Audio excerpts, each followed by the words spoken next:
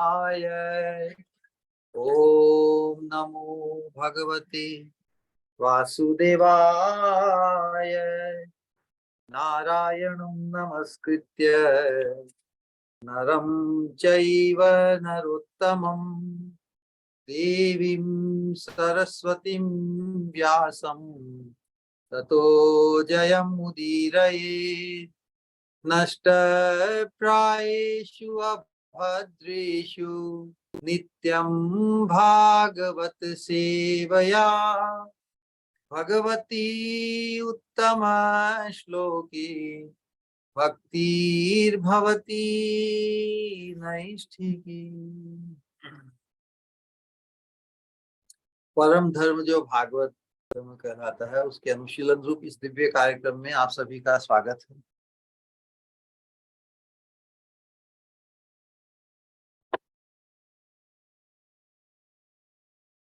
हम परम धर्म का निरूपण करने वाला जो परम प्रमाण रूप जो शास्त्र है, श्रीमद् भागवतम प्रमाणम अमलम प्रेमा पुमर्थो महान,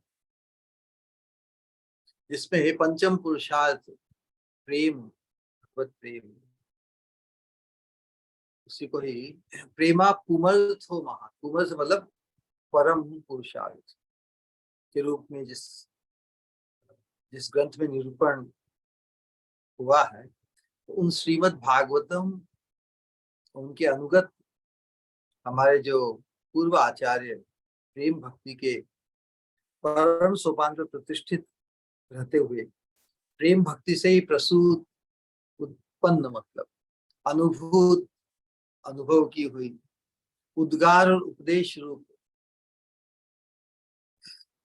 जो संग्रह है, उनके अंतर्गत वर्तमान में हम श्रील विश्वनाथ चक्रवर्ती ठाकुर जी की माधुर्य कादंबिनी, जो साधकों के लिए, हम सभी अर्वाचीन साधकों के लिए श्रद्धा से लेकर प्रेम के स्तर तक इस प्रकार हमें पहुंचाया जाए, किस प्रकार हम इसमें अग्रसर हो सकते हैं, तो उसके अंतिम चरण में जो अष्टम वृष्टि है, अष्टम्य अमृत वृष्टि, प्रेम भक्ति के स्तर का, प्रेम भक्ति के स्तर पर साधक की क्या अवस्था होती है, और भगवान जब तीव्र उत्कंठामय प्रेम के प्रति आकृष्ट होकर स्वयं जब प्रकट हो जाते हैं, तो अपने जो प्रेमी भक्त की, साधक की जो अभिष्ट होती है भगवान के माधुर्य का आस्वादन, भगवान के दर्शन इत्यादि, उसी के अंतर्गत कल के सत्संग में इस प्रकार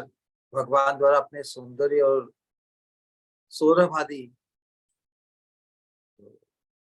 प्रकाश तथा भक्त को सांत्वना प्रदान की। अब मैं आ गया, इसलिए अब और दुखी होने की और अपने आप को अभावग्रस्त अवस्था जो बड़ी पीड़ामय होती है, उसकी कोई आवश्यकता नहीं। बार बार जो भगवान के माधुर्य एक एक इंद्रियों के ना, पंच इंद्रियों की, हमारे इंद्रियों जो विषय हैं वो भगवान के ही पंच इंद्रियां हैं। भगवान का रूप, शब्द स्पर्श रूप रस गंध, ये जो विषय हैं भगवान के, यही भक्त की प्रेम के स्तर पर उसकी इंद्रियों की एकमात्र आकांक्षा हो जाती। लेकिन ऐसा अद्भुत ओतप्रोत करने वाला वो अनुभव होता है कि सभी इंद्रियां, सभी रस, सभी विषयों का आस्वादन करना चाहे, इतनी अभिभूत होकर जब मूर्छा बार बार आती, तो भगवान एक से एक उत्कृष्ट माधुर्य को प्रकाशित करते हुए वापस मूर्छा से वापस उसे भान कराते हैं। नए नए उच्चतर माधुर्य का अनुभव,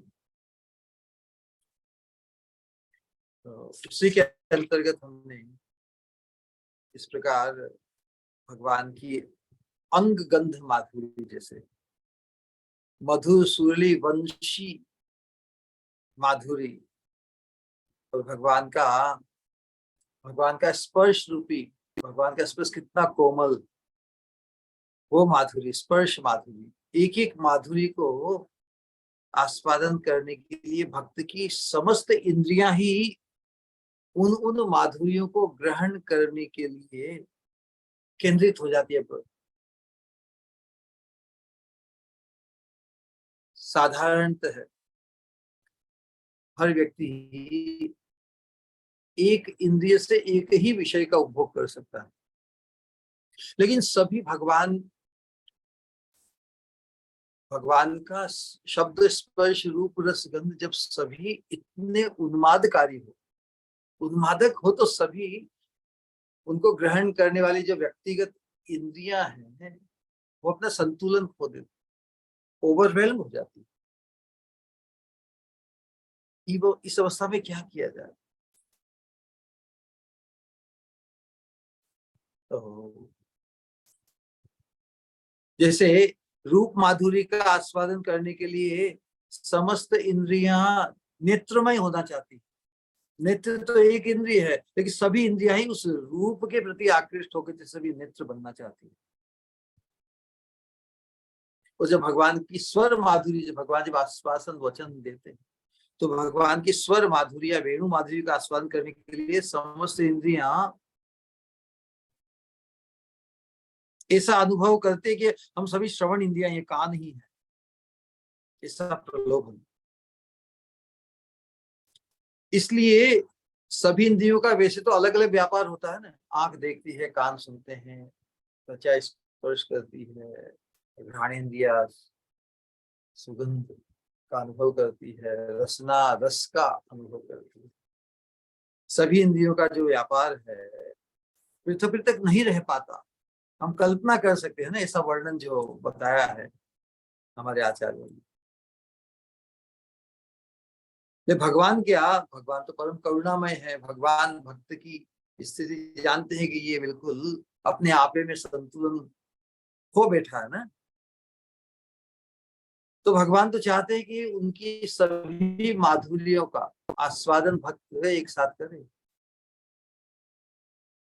तो भगवान तो उस दान को करना चाहते, लेकिन वैसी अवस्था भक्त की है नहीं। तो भगवान ही अपनी अचिंत्य शक्ति के माध्यम से किसी तरह उसे अनुभूत कराते हैं।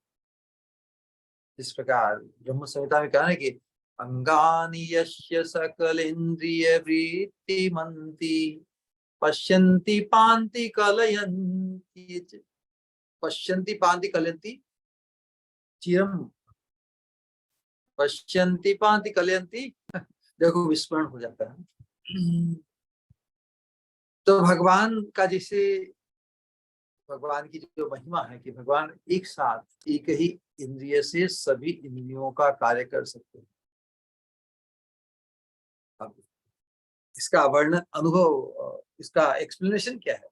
यही तो भगवान यम श्याम सुंदरम अचिंत्य गुण स्वरूप, भगवान अचिंत्य गुण स्वरूप है, जो हमारी चिंता के परे है।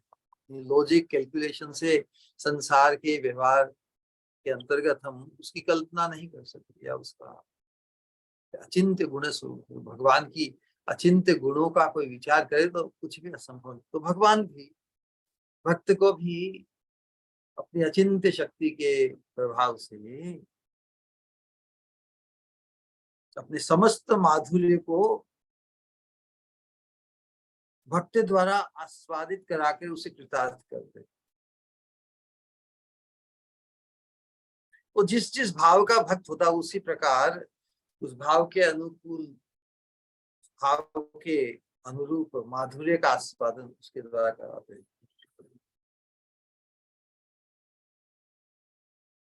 तुमने निरूपण किया कि हर माधुर्य का आस्वादन करके जब भक्त, प्रेमी भक्त अभिभूत हो जाता है, मूर्छा को प्राप्त करता है, तो चतुर्थ मूर्छा जब भक्त को आती है, तो भगवान अपने अधरों का सौरभ, रसना, रसनेन्द्रिय द्वारा अधरों का सौरभ्य नामक पांचवा माधुर्य प्रकट करते हैं, जो भक्त की रसनेन्द्रिय द्वारा ग्राही है। जिस प्रकार गोपिया भगवान के अधरामृत,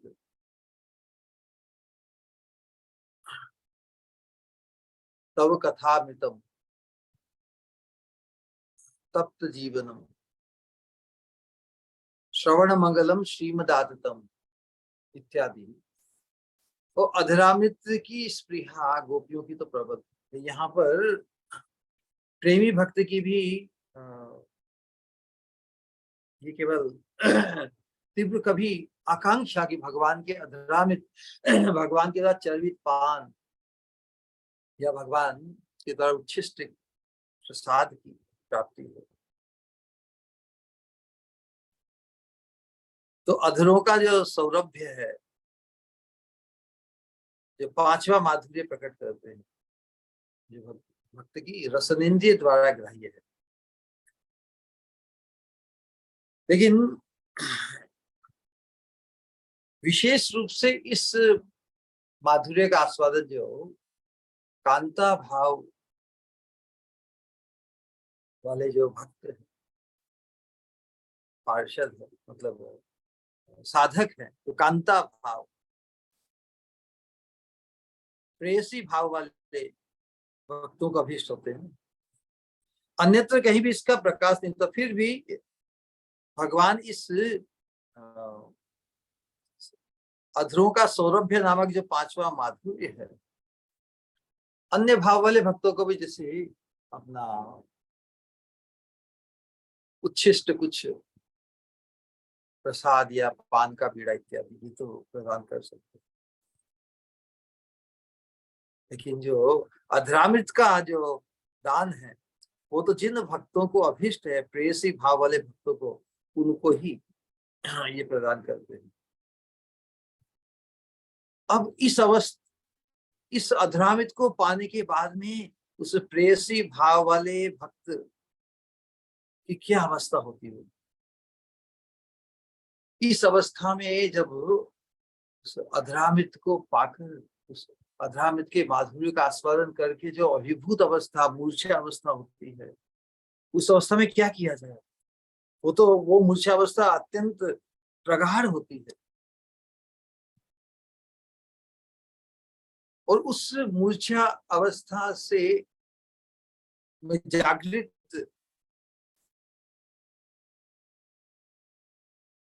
करने में, उसको चेतन कराने में मानो भगवान भी असमर्थ हो जाते हैं। अब क्या बाकी रह गया। तो भगवान अपना एक, ये तो पांच माधुर्य, पंच इंद्रिय, शब्द स्पर्श रूप रस गंध को लेकर, अब भगवान को जो छठा माधुर्य, औदार्य, औदार्य माधुर्य, मूर्छा से चेतनता में लाने के लिए भगवान औदार्य, छठे माधुर्य, उदारता। औदार्य मतलब जो उदारता, जहां पर मैग्नेनिमिटी, नमो महावदान्याय कृष्ण प्रेम प्रदाय दे। तो नवद्वीप मायापुर धाम है, उसका एक नाम औदार्य धाम। और चैतन्य महाप्रभु का जो प्रकाश है, औदार्य अवतार, परम उदार, योग्यता अयोग्यता का विचार किए बिना ही निकृष्टतम हम जैसे पतित कलयुगी जीवों को कृष्ण प्रेम के परम सोपान तक पहुंचाने का उन्होंने पीड़ा जैसे उठाया है, और इसकी संभावना और इसकी निश्चितता का परिचय हमें दिया गुरु परंपरा के माध्यम से।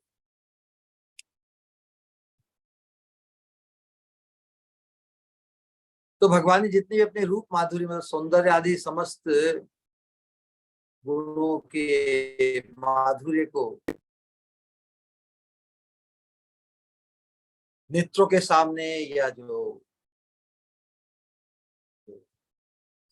वाणी का जो माधुर्य, ध्वनि का माधुर्य है, सौरभ का माधुर्य है, अलग अलग इंद्रियों को एक साथ बल पूर्वक जैसे वितरण कर रहे हैं।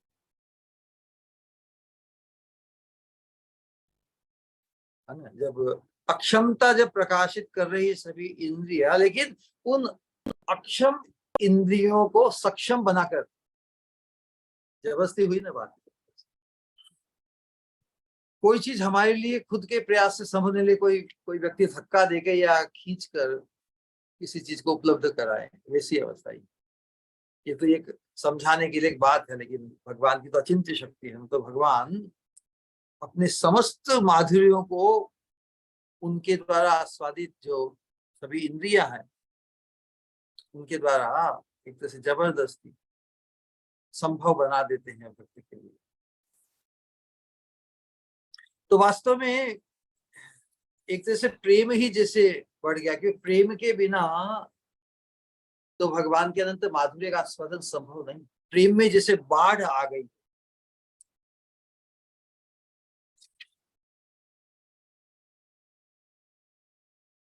एक साथ सौंदर्य, सौरभ्य, सौस्वर्य, स्वर की माधुरी श्रवण द्वारा, सौकुमार्य स्पर्श की माधुरी, सौरस्य मतलब रसना का आस्वादन, भक्तों के नेत्र, कर्ण, नासिका आदि जब पंचेंद्रियों के द्वारा उसका अनुभव हो जाता है, तो एक प्रश्न उत्पन्न हो सकता है कि एक समय में किसी भक्त के लिए एक ही माधुर्य का आस्वादन संभव है,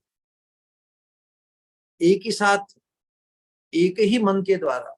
मन तो एक ही है कि मन का जिस इंद्रिय के साथ संयोग होता है एक ही इंद्रिय का होता है। जब मन एक इंद्रिय के माध्यम से जब भोग या आस्वादन करता है तो उसी में मग्न हो जाता है। तो एक ही मन के द्वारा पंचेंद्रियों के 5 प्रकार की माधुर्य का आस्वादन कैसे संभव? तो कभी हम देखते हैं कि रसास्वादन भी कर रहे हैं और कुछ देख भी रहे हैं, मूवी जैसे श्रवण भी कर रहे हैं, स्पर्श इत्यादि। लेकिन जब आस्वादन सभी एक से एक हो, किसी को भी छोड़ना नहीं चाहिए।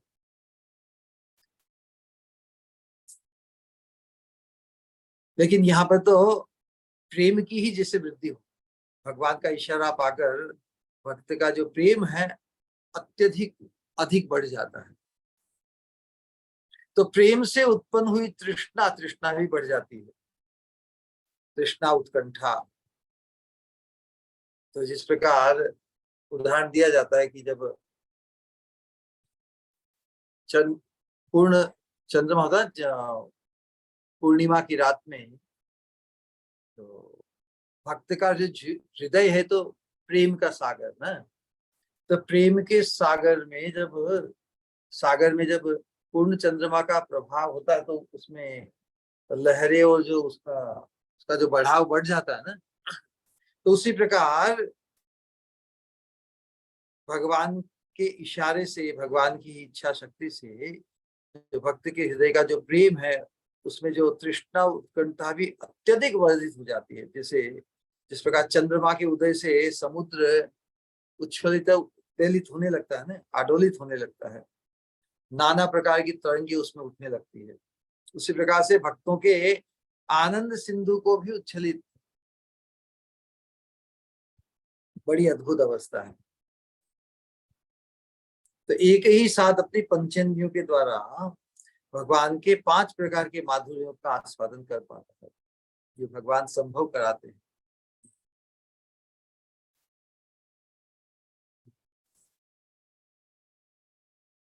लेकिन भगवान की अचिंत्य शक्ति, यहाँ पर यही बात विशेष रूप से बताई जा रही है। एक साथ सभी इंद्रियां अपने अपने विषय भगवान के शब्द, स्पर्श, रूप, रस, गंध का आस्वादन करती है। तो किसी प्रकार की बाधा या किसी प्रकार का संशय साधक को नहीं। वास्तव में ये जो आस्वादन है भगवान का, विशेष रूप से हमारी स्वामिनी जिस भाव से करती है उसका निरूपण किया था पूरा। वास्तव में ये मधुर रस की लीला, राधा कृष्ण का जो परस्पर आनंद आस्वादन विलास है, हम साधकों का या प्रेम के स्तर पर जो प्रवेश है, उनकी सेवा, उनके आनंद वर्धन के लिए वास्तव में मुख्य प्रयोजन। उनका आनंद बढ़े, उनके आनंद वर्धन में हम सहायक बने, यही एकमात्र। इसलिए जिस प्रकार से हमारे युगल राधा श्याम सुंदर परस्पर एक दूसरे के माधुर्य का जो आस्वादन करते हैं, उसमें भगवान का जो आस्वादन है, भगवान के माधुर्यों का आस्वादन, उसमें एक विशेष बात समझने की आवश्यकता है। अब हम ये तो समझते हैं कि हमारी सजातीयता हमारी स्वामिनी राधा रानी के साथ, और इसकी एक साइकोलॉजी है, जिसे साइकोलॉजी को समझता है। श्रीमती राधिका की पंचेंद्रियों की जो माधुरी है, जिसका आस्वादन कौन करते हैं या कौन कर सकते हैं? ध्यान से श्रवण करना। हमारी स्वामिनी की पंचेंद्रियों की जो माधुरी है, मतलब राधा रानी के शब्द स्पर्श रूप रस गंध विषयों की, राधा रानी के शब्द स्पर्श रूप रस गंध के प्रति आकृष्ट या उसका आस्वादन कौन करते हैं? एक्सक्लूसिवली श्याम के लिए। राधा रानी का स्पर्श श्याम के अतिरिक्त और कोई नहीं कर सकता। इसलिए राधा रानी स्वरूपतः ही एक्सक्लूसिवली अनंत काल से अनंत काल तक श्याम सुंदर में ही एकांतिक एक्सक्लूसिव पतिव्रता कहिए या जो भी कहिए। हम जो बद्ध जीव है, अनंत काल से कितनों के द्वारा ही भोगे गए हैं, कितनों को ही हमने भोगा है। हम कभी एक्सक्लूसिव किसी एक के प्रति रहे नहीं। इस प्रेम भक्ति मार्ग पर आकर भगवान के प्रति जब हमारा तीव्र आकर्षण उत्पन्न होता है, साधना के क्रम में से प्रेम के स्तर पर आने के बाद, तो भगवान कृष्ण को जब एक्सक्लूसिव नायक या हमारे प्रेम के विषय स्वीकार करते हैं, भगवान परम भोक्ता है, और हम अपने आप को भोग्य के रूप में जब प्रस्तुत करते हैं, और जब हमारा संकल्प दृढ़ बनता है, तब हम एकांतिक पतिव्रता निष्ठा को प्राप्त करते हैं। लेकिन वास्तव में जो अनंत काल से अनंत काल तक भगवान के आस्वादन और भगवान को पूर्ण तृप्त करने में ही एकमात्र जिनकी स्पृहा है, एकमात्र जो एक्सक्लूसिवली डिवोटेड है हमारी स्वामिनी, उनके प्रति हमारा आकर्षण, क्योंकि जो पूर्ण रूप से श्याम को तृप्त करती है वो केवल राधा रानी ही है। इसलिए मंजरी भाव की उपासना में हम भगवान की भोग्य होने की स्पृहा से भी ऊपर आगे उठ जाते हैं। भगवान को जो परम तृप्त करती है, या ऐसा कहें कि जिनके साथ विलसित होने से भगवान का पूर्णतम माधुर्य प्रकाशित होता है, वो तो राधा रानी है। राधा रानी के संग में ही राधा संगे यदा भाति तदा मदन मोहन है, अन्यथा विश्व मोहोपी स्वयं मदन मोहित है। तो ये तो हुआ राधा रानी और श्याम सुंदर का जो परस्पर का संबंध। राधा कृष्ण एक आत्मा दुई देह धरी, अन्योन्य विलसे प्रेम रस आस्वादन करी। उस प्रेम रस का आस्वादन अनंत काल से अनंत काल तक वो चलता रहेगा। लेकिन श्याम की पंचेंद्रियों से उत्पन्न जो माधुर्य है, भगवान मतलब भगवान के शब्द स्पर्श रूप रस गंध, जो सभी के लिए, पूरे जग सभी समस्त जीवों के लिए जो परम आकर्षण का केंद्र है, जब हमारी इंद्रियों के विषय जब श्याम बन जाते हैं, तो हमारी इंद्रियां, जो चक्षु इंद्रिया है, कर्ण इंद्रिया है, स्वाद इंद्रिया है, सौरभ इंद्रिया है, स्पर्श इंद्रिया है, भगवान के ही शब्द स्पर्श रूप रस गंध को पाना चाहती है। तो श्याम का जो माधुर्य है, ये पंच रूप, उसके प्रति तो सभी आकृष्ट है ना।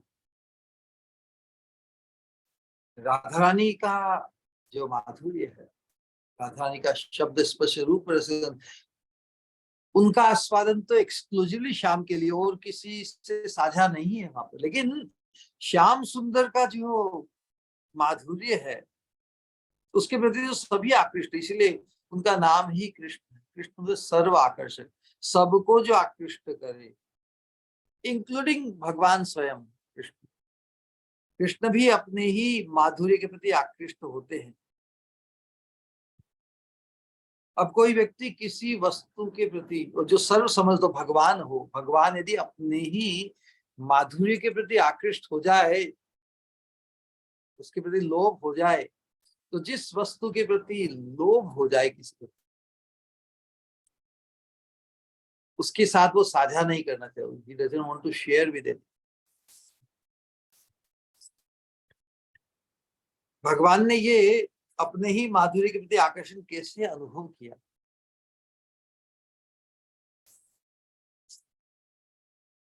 भगवान ये एक्नोलेज करते हैं। क्या एक्नोलेज करते हैं?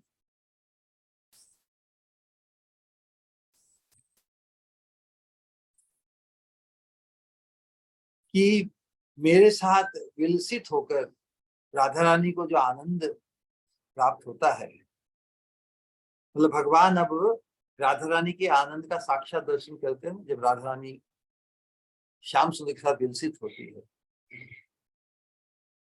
तो राधा रानी के आनंद को देखकर भगवान इतने इंप्रेस होते कि वहां यदि शत शत मुख से भी मैं वर्णन करूं, तो भी उसका अंत नहीं पा सकता। राधा रानी की जो अंग माधुरी, राधा रानी के तन मन पर जो रोमांच और जो आह्लाद का दर्शन श्याम सुंदर करते हैं, श्याम सुंदर के संग में, तो भगवान उसे देखकर हैरान हो जाते कि ये क्या अवस्था है।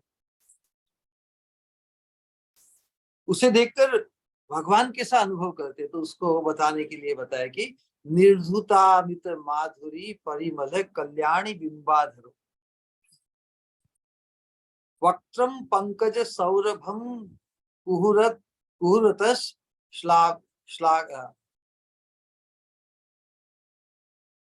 श्लाघा भी दस्ते गिरे है अंगम चंदन शीतलम तनुरियम सौंदर्य सर्वस्व भाग स्वामास्वाद्य ममेदमिंद्रिय कुलम राधे मुहुर्मोदते।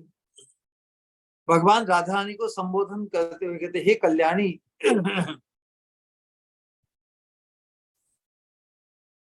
बिंबा फल की भांति लीलायुक्त तुम्हारे अधर अमृत की माधुर्यता तथा सुगंधि को भी पराजित करते हैं। तुम्हारा मुख कमलों की सुगंधि से पूर्ण है। तुम्हारी वाणी कोकिलाओं की ध्वनि से के गर्व को हरण करने वाली। तुम्हारे अंग चंदन से भी अधिक सुशीतल है। तुम्हारा यह देह समस्त सौंदर्य का आधार है। हे राधे, तुम्हारा संग पाकर अति हर्षित होकर मेरी इंद्रियां बारंबार बारंबार आनंद अनुभव करती।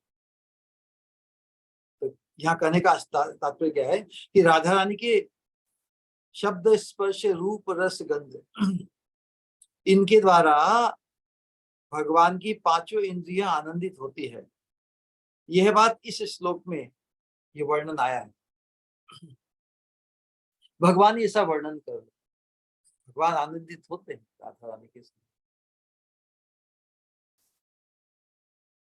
लेकिन जैसा सुख श्याम सुंदर अनुभव करते हैं राधा रानी के शब्द स्पर्श रूप रस गंध को पाकर, उसकी तुलना में राधा रानी भगवान के शब्द स्पर्श रूप रस गंध के माधुर्य का आस्वादन करके उनकी क्या अवस्था होती है, उसके बारे में बताया कि रूपे कंश हरस्य लुब्ध नयनाम स्पर्शेति ऋष्यत्वचम वाण्यामुत्कीलित श्रुतिम परिमले संहृष्टान संहृष्टना सापुटाम आरज्यद रसना किलाधर पुटे न्यंचन मुखाम भोरुहाम दंभोद्गीर्ण महाधृतिम वहिरपि तोद्यद्विकाराकुलाम।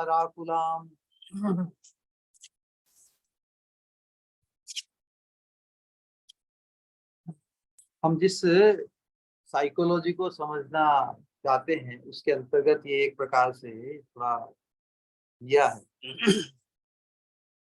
तो भगवान आनंदित होते हैं राधा रानी के संग को पाकर,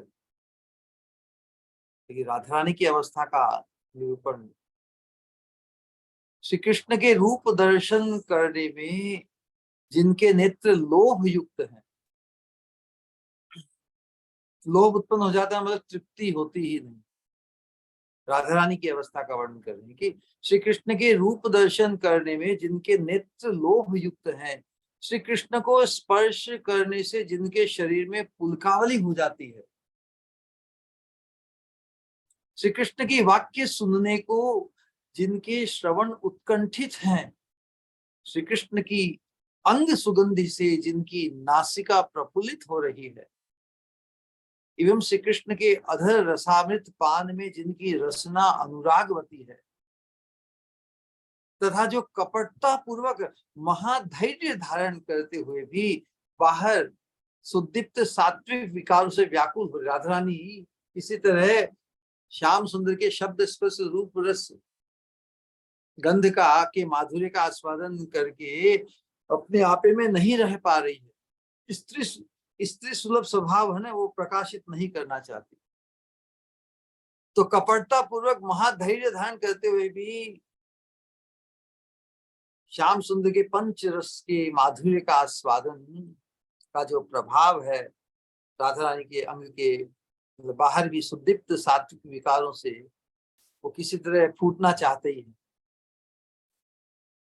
वो उनको बचा के उनको प्रकट नहीं करना चाहते, लेकिन प्रकट होना चाहते, वो इतने अभिभूत कर रहे हैं राधा रानी, तो व्याकुल हो रही है। किसी चीज को हम ओपन नहीं करना चाहे, लेकिन अंदर का प्रभाव, अंदर का जो आंदोलन है उसको हम संभाल नहीं पा रहे हैं और हमको उसको बाहर प्रकाशित भी नहीं करना चाहते, तो बड़े व्याकुल अवस्था हो जाती है। किसी तरह मन में ही हंसी को हम छुपाना चाहते हैं, कुछ बोलना नहीं चाहते, दांतों को दबाकर बहुत तीव्र हंसी आने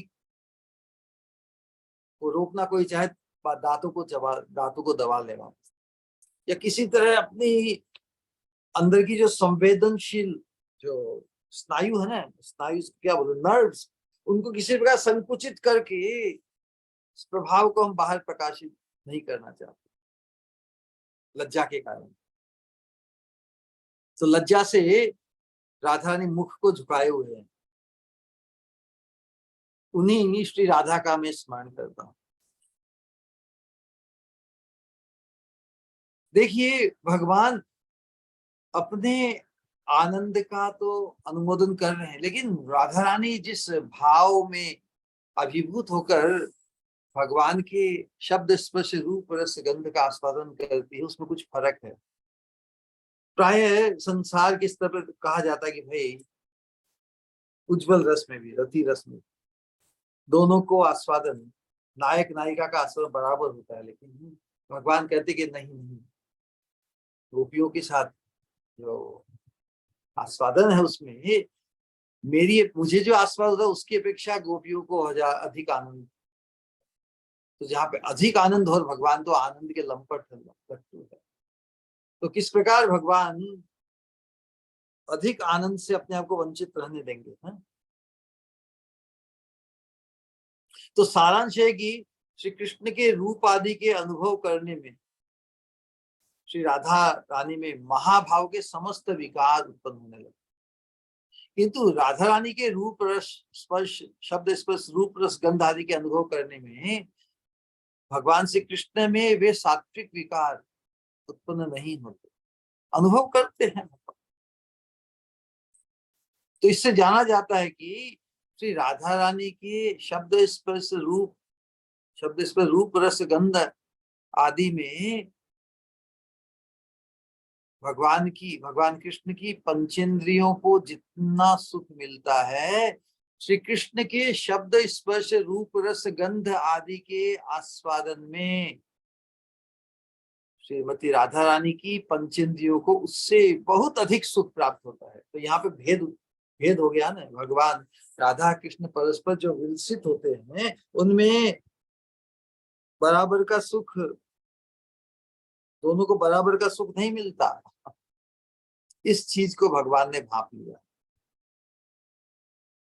तो इस प्रकार विचार करते हुए भगवान सोचने लगे, अरे मेरा विश्वास था कि राधा रानी के संग में मुझे बड़ा आनंद आता है, राधा रानी के शब्द स्पर्श रूप रस गंध का मैं आस्वादन करता हूँ।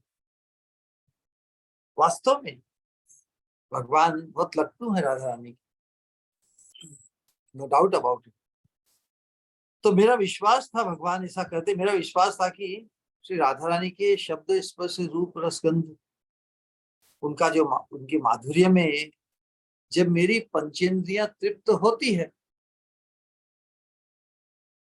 तो राधा रानी के शब्द स्पर्श रूप रस गंध वास्तव में मुझसे श्रेष्ठ है। भाई आस्वादन और तृप्ति पूर्वक जो भगवान अनुभव करते हैं, तो जिनसे वो तृप्ति पाते हैं तो उनको श्रेष्ठ मानेंगे ही ना। तो भगवान ने कहा कि अवश्य राधा रानी के रूप आदि सब तरह से मुझसे श्रेष्ठ, मतलब मेरे रूप रस गंध स्पर्श सब से श्रेष्ठ है। लेकिन ये क्या मैं देखता हूं कि मेरे शब्द स्पर्श रूप रस गंध आदि के प्रभाव से राधा रानी की जो अवस्था होती है, तो मैं देखता हूं कि राधा जी के रूप आदि से मैं जिस आनंद का अनुभव करता हूं, श्री राधा रानी मेरे रूप आदि में उससे बहुत अधिक आनंद पाती है। प्रमाण क्या? उसका जो प्रभाव है। मैं तो इतना अभिभूत महाभाव दशा को, सात्विक विकार मेरे में उत्पन्न नहीं होता है, मैं तो सुखी होता हूँ, तृप्त होता हूँ। लेकिन राधा रानी तो अभिभूत हो जाती है मेरे शब्द स्पर्श रूप रस गंध का आनंद पाकर। तो श्रीमती राधा रानी मेरे रूप आदि में उससे बहुत अधिक आनंद का अनुभव करती है। तो इससे ज्ञात होता है कि मुझ में ही कोई ऐसा अनिर्वचनीय माधुर्य है, मेरे शब्द स्पर्श रूप रस गंध में ही कोई ऐसा अनिर्वचनीय रस माधुर्य है जो मुझे भी मोहित करने वाली स्वामिनी राधा रानी को मोहित कर दे। भगवान राधा रानी के शब्द स्पर्श रूप रस गंध के माधुर्य के आस्वादन करते हुए मोहित होते हैं, तो मुझे भी मोहित करने वाली राधा रानी भी मेरे शब्द स्पर्श रूप रस गंध के माधुर्य के आस्वादन से मोहित हो जाती है। ये तो बड़ी विचित्र बात है।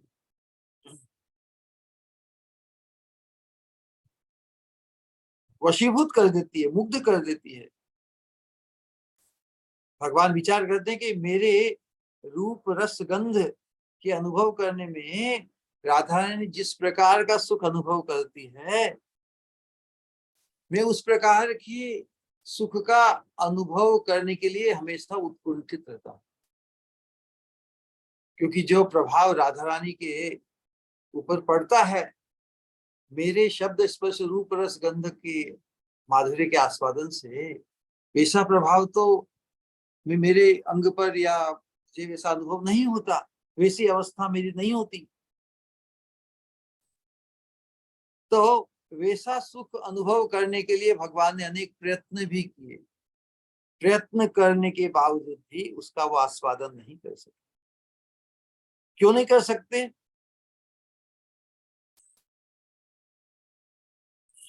क्यों नहीं कर सकते? क्योंकि भगवान तो प्रेम के विषय है। राधा रानी का जो भाव, राधिका माधुरी आस्वादन, वो आश्रय जाती है, कृष्ण उस प्रेम के विषय हैं। तो कृष्ण माधुर्य का आस्वादन तो जो आश्रय जाती है, प्रेमी भक्त हैं, वो ही करते हैं। तो भगवान तो प्रेम के विषय हैं, इसलिए विषय विग्रह होने के कारण आश्रय भाव लिए बिना उसका आस्वादन नहीं कर पाए। लेकिन लोभ तो बढ़ता गया, भगवान के चित्त में लोभ बढ़ता गया। तो भगवान ने ब्रज में अपना अवतरण करके सभी भावों के जो भक्तों के साथ प्रेम रस निर्यास तो किया, लेकिन राधा रानी की इस अवस्था को देखकर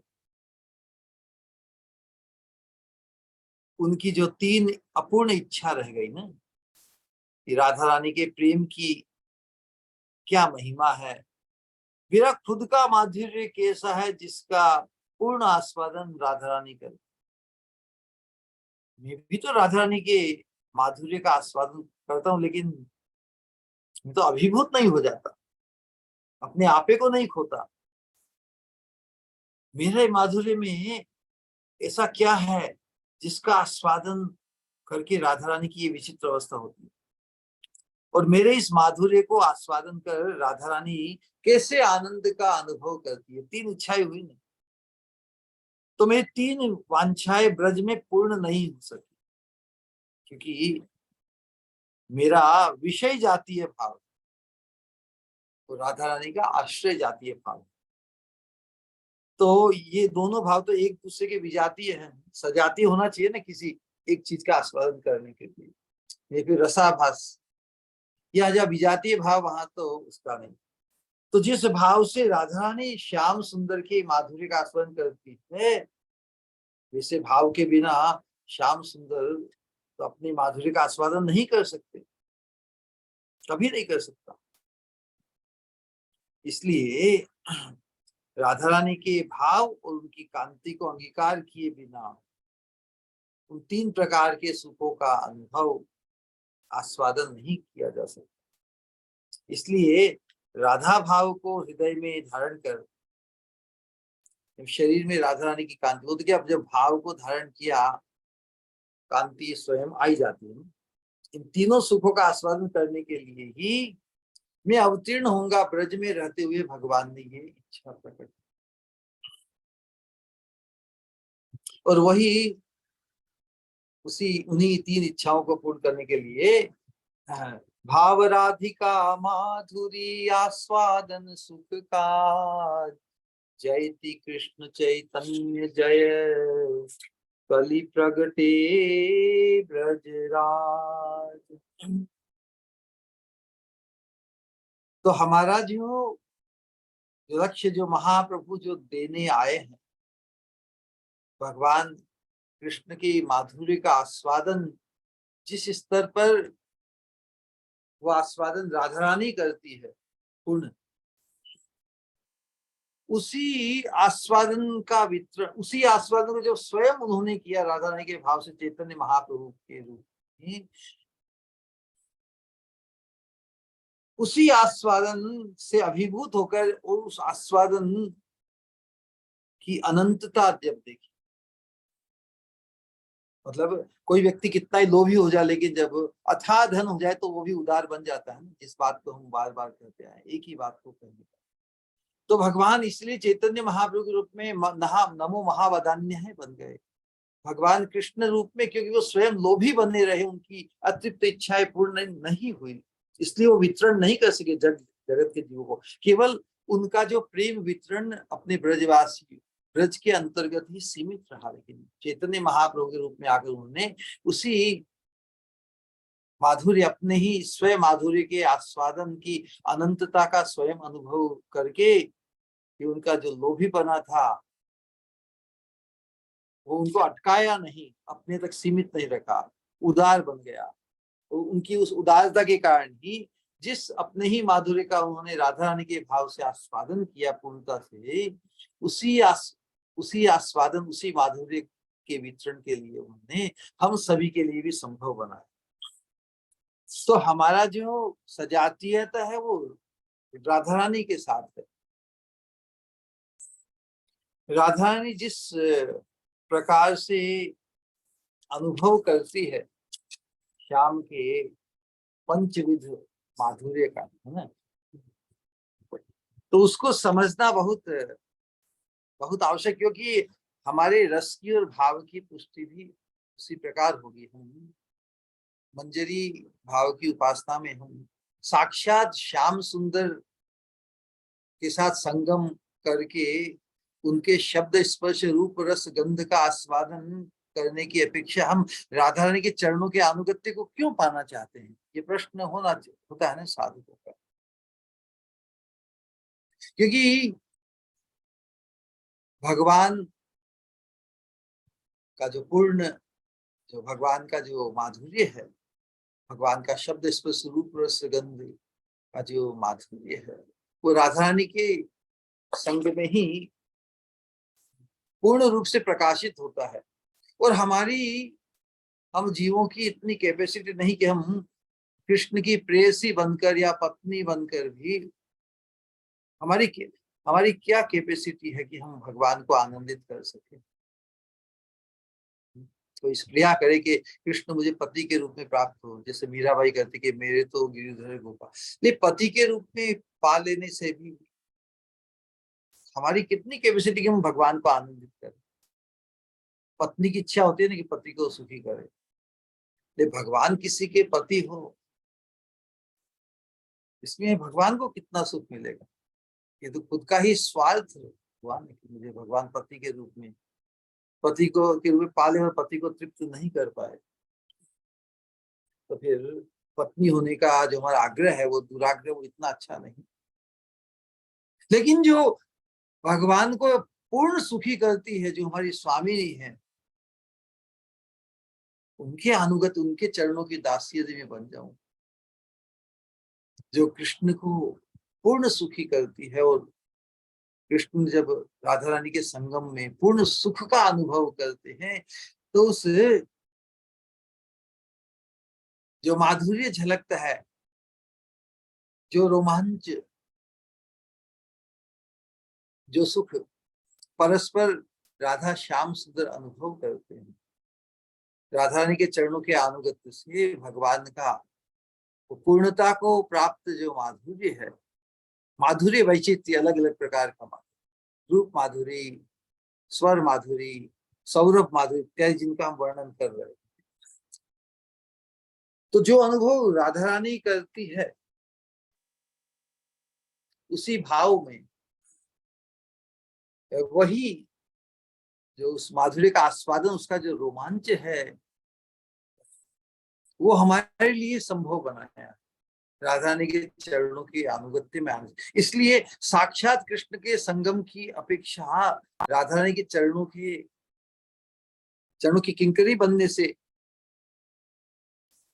हमें अति अधिक माधुर्य का आस्वादन प्राप्त होता है। तो जब श्रेष्ठ वस्तु की, अधिक सुख की जहां उपलब्धि हो, तो अधिक सुख को छोड़कर कोई अल्प सुख के प्रति आकृष्ट होगा क्या? इसलिए भगवान भले ही सर्व आकर्षक, सबको आकृष्ट करते हैं, लेकिन जो राधा रानी के चरणों की सेवा को प्राप्त कर जाता है, राधा रानी के कैंकर्यत्व की जिसे प्राप्ति हो जाती है, राधा रानी की कृपा से ही जो अनुभव कृष्ण माधुरी का राधा रानी करती है, उसी अनुभव को उपलब्ध कराती है राधा रानी। तो जिन मंजरियों ने, सखियों ने उस माधुर्य का आस्वादन किया है, उनकी स्पृहा साक्षात कृष्ण के संगम की होती ही नहीं। तो यहाँ पर चैतन्य महाप्रभु ने हमें जो कृष्ण प्रेम के परम सोपान तक पहुंचाने की जो बात कही है, उसमें परमतम परम जो माधुर्य का आस्वादन है राधा रानी के चरणों के कैंकर्य की प्राप्ति से है। क्योंकि वहां पर हमें कृष्ण माधुर्य का पूर्णतम आस्वादन, परमतम आस्वादन प्राप्त होता है। राधा रानी किस भाव से इस आस्वादन का अनुभव करती है, उसके माध्यम से हम एक हमें सैंपलिंग मिलेगा कि हमें भी जब हम राधा रानी के चरणों के कैंकर्य की प्राप्ति होगी, हमें भी वही वैसा ही आस्वादन होगा। यदि कोई कृष्ण का माधुर्य एक व्यक्ति तक ही सीमित हो, तो उसमें उसकी क्या महिमा। भगवान श्री कृष्ण तो चैतन्य महाप्रभु के रूप में आकर उसका स्वयं आस्वादन कर उसको पूरे जगत जीवों को वितरण करने का उन्होंने संकल्प किया है।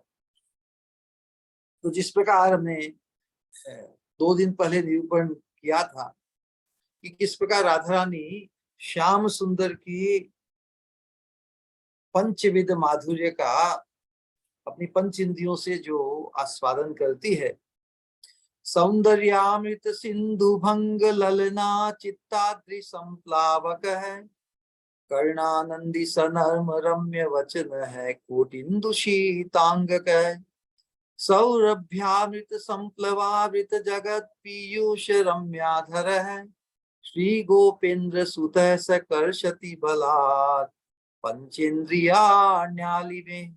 अपनी सखी को कहती है, विशाखा सखी को राधा रानी, कि हे सखी, सौंदर्य रूप अमृत समुद्र की तरंगों द्वारा, इस रूप माधुरी है, सौंदर्य रूप अमृत समुद्र की तरंगों द्वारा जो ललना गणों के चित्त रूप पर्वत को संप्लावित करते हैं।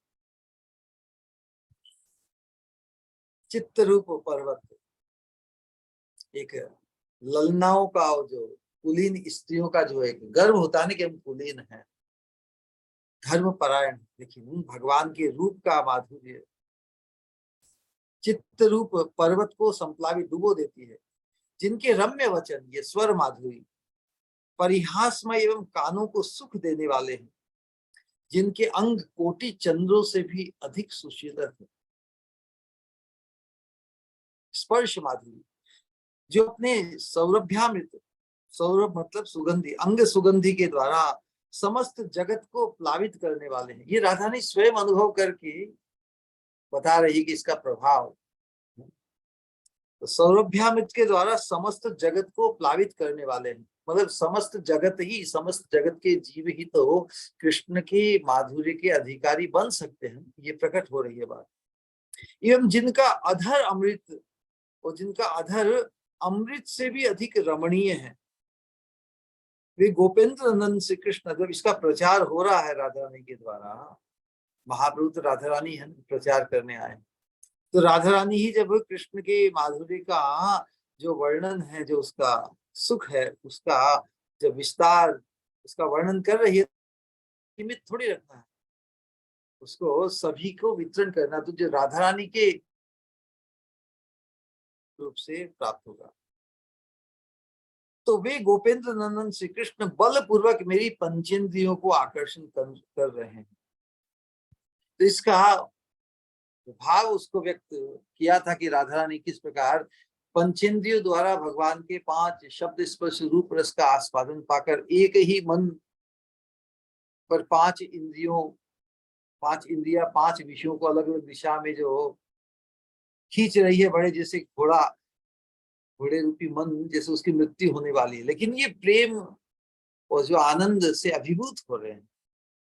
अब यहाँ पर एक एक इंद्रियों की जो दशा है राधा रानी की होती है, उसका निरूपण करने से हमें वो स्थिति का निरूपण होगा। राधा रानी सबसे पहले भगवान नेत्र नेत्र में भगवान की रूप सौंदर्य माधुरी का जो अनुभव कर रही है, उसका वर्णन बताया है।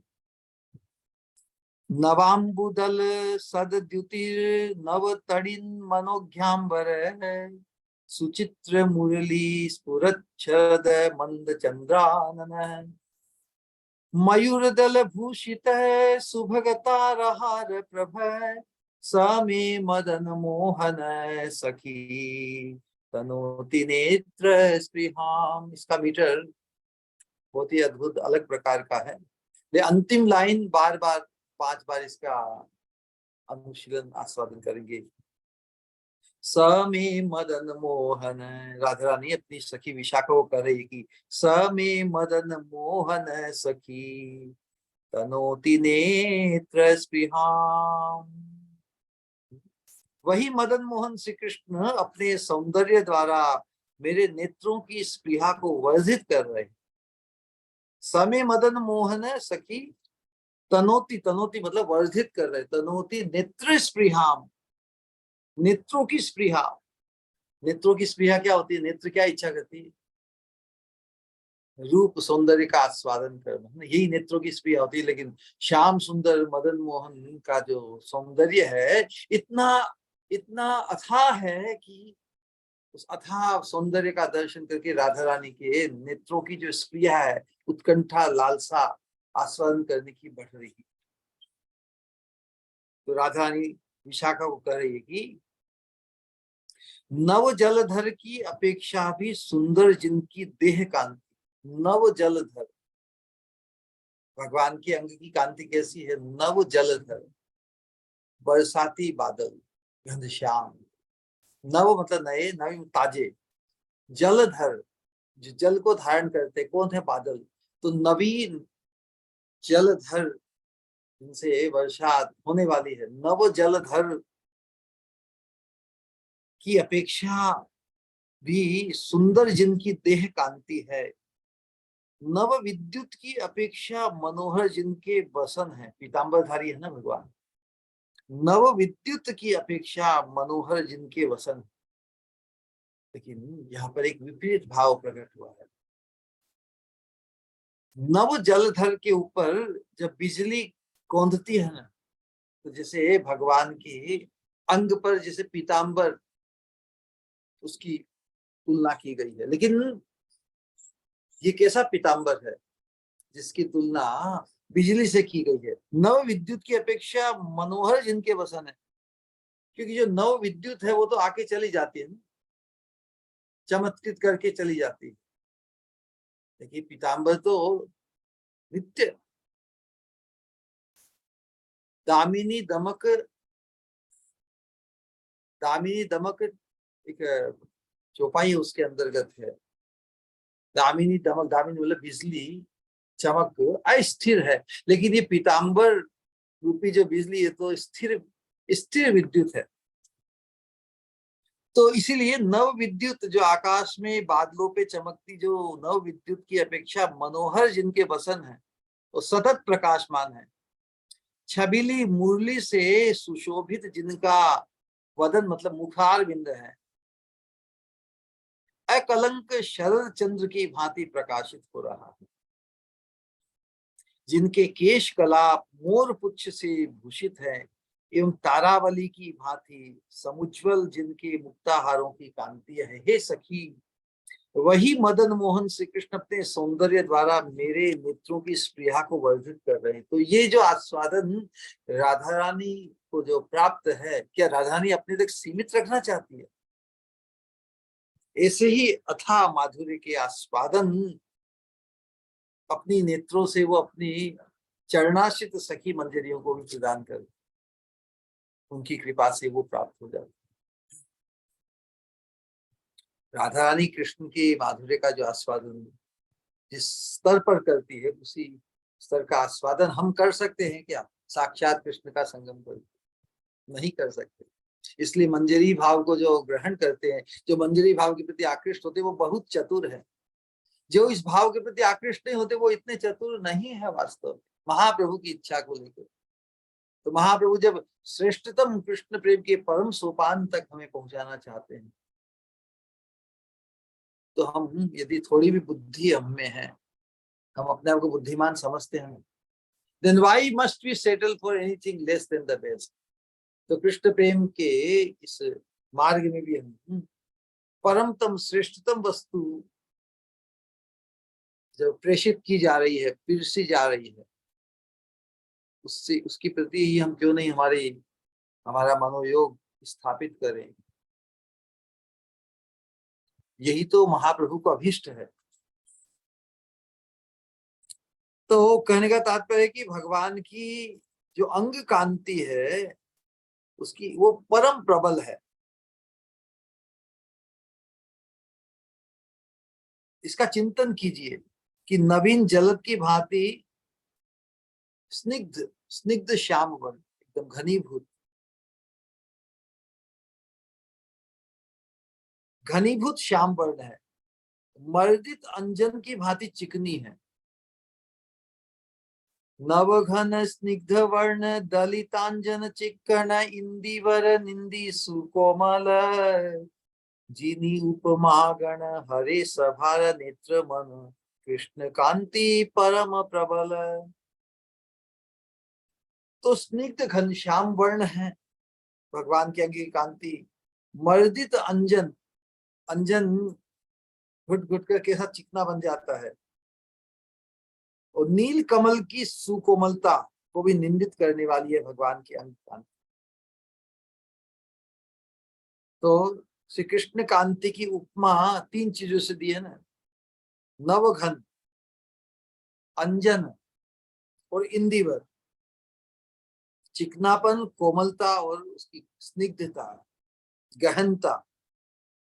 किंतु वास्तव में क्या इन 3 चीजों, तीनों उपमानों से क्या भगवान के अंग कांति की तुलना की जा सकती है क्या?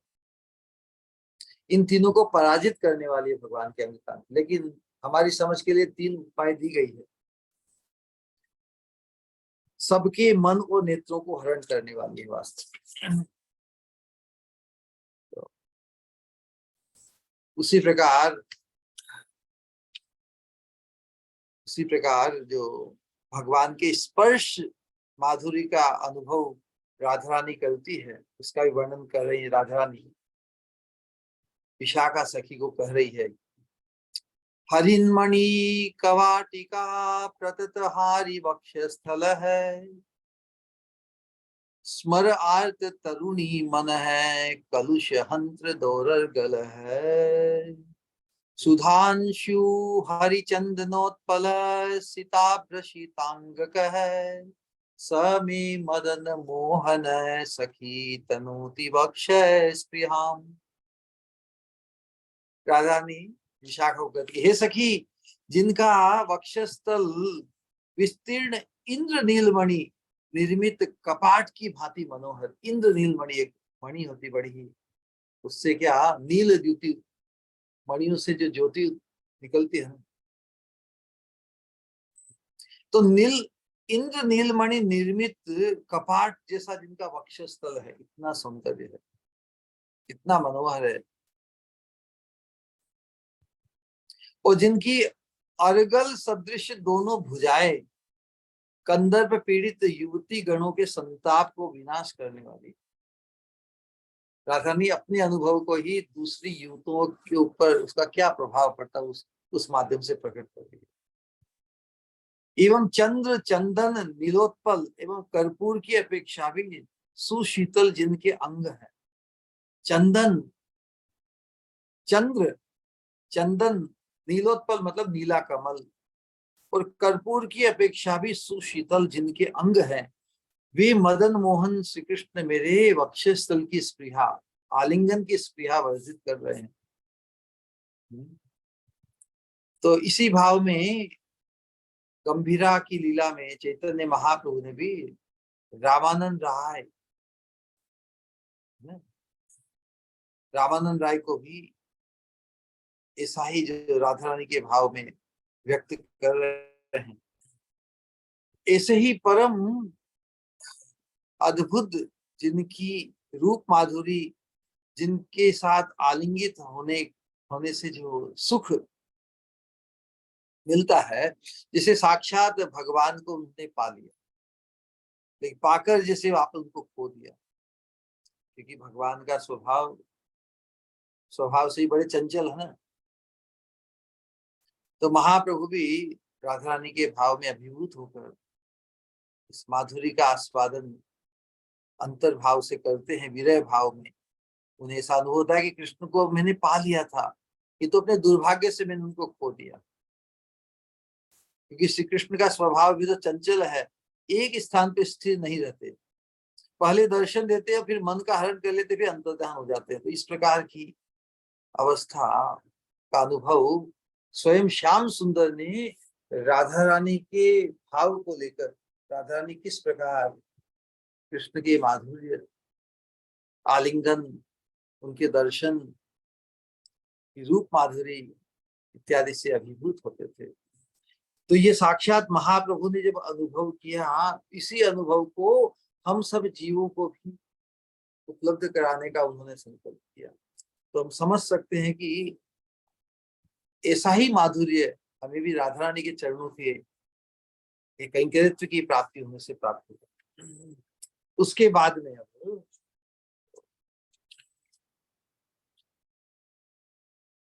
जो जिह्वा के सौरस्य माधुर्य का अनुभव, राधा रानी अपने अनुभव को व्यक्त कर रही है।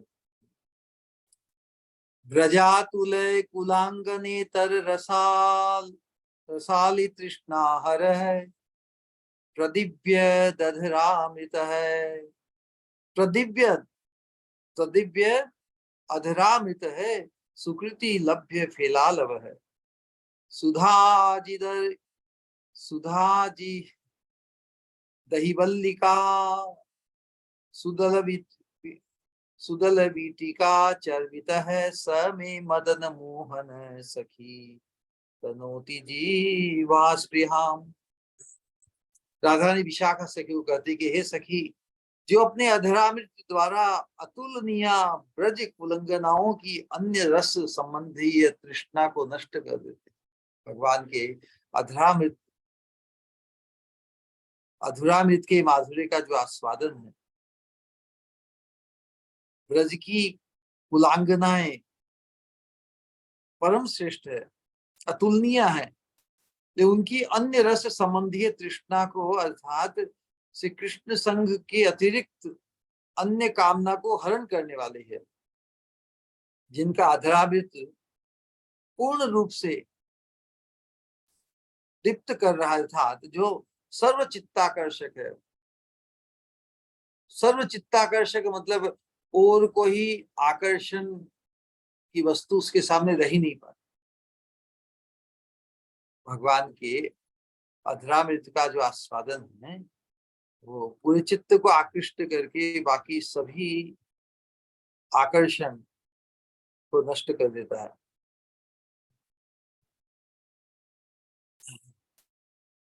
लेकिन किस प्रकार, जिनके अधरामृत का फैला लव सुकृति लभ्य, अर्थात जिनका उच्छिष्ट कणिका महत कृपा या कृष्ण कृपा प्राप्ति रूप सौभाग्य उदय होने पर प्राप्त हो सकता है। तो यही बात बताई जा रही है।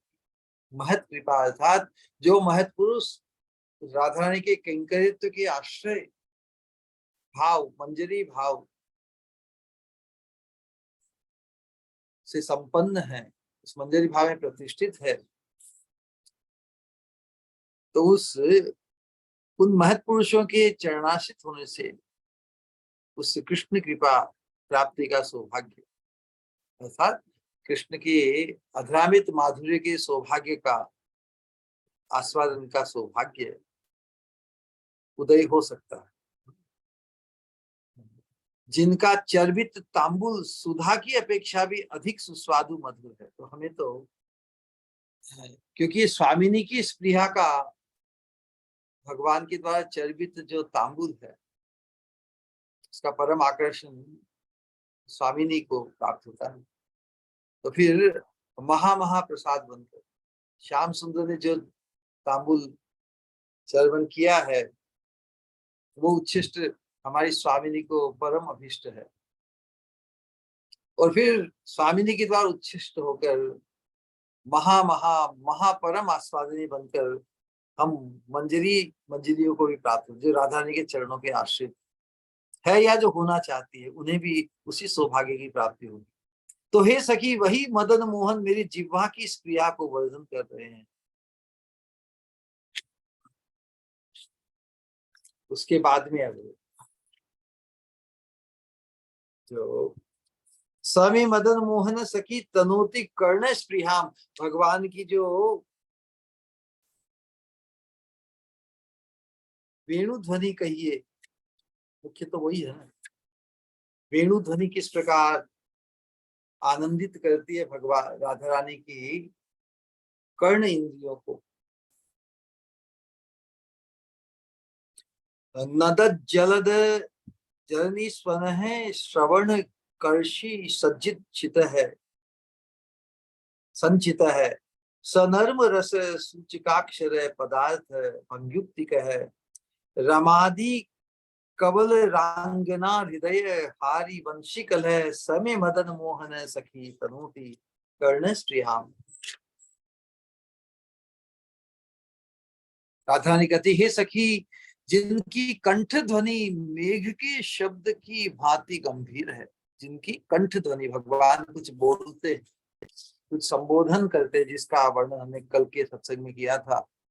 हे सखी, जिनकी कंठ ध्वनि मेघ के शब्द की भांति गंभीर है, जिनके भूषणों की ध्वनि कानों को अति मधुर लगने वाली एवं आकर्षण करने वाली है, जिनके वाक्य परिहास युक्त एवं अति मधुर है तथा चतुरतापूर्ण है, जिनकी वंशी ध्वनि लक्ष्मी आदि वरांगनाओं के हृदय को मोहित करने वाली है, वे श्री मदन मोहन मेरे कानों की स्पृहा को बढ़ा रहे हैं, अर्थात वे मेरे कानों को आकर्षित कर रहे हैं। यहाँ पर जो साइकोलॉजी व्यक्त की रही राधा रानी, तो परमा सुंदरी परम लक्ष्मी है, ये अपने आप को बिल्कुल साधारण मान रही है, लेकिन कृष्ण की माधुर्य का जो प्रभाव किन पर कैसा है ये बता रही है।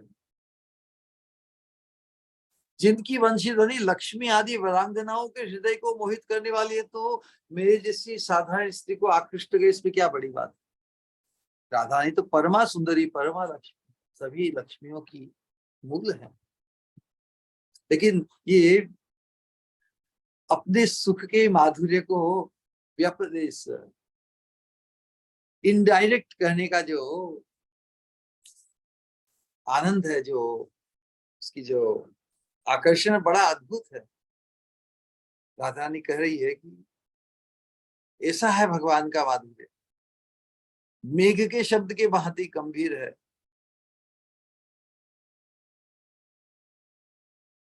वाक्य मधुर है, वंशी ध्वनि सभी को, तो वे ही मदन मोहन मेरे कानों की स्पृहा को बढ़ा रहे हैं, अर्थात वे मेरे कानों को आकर्षित कर रहे हैं।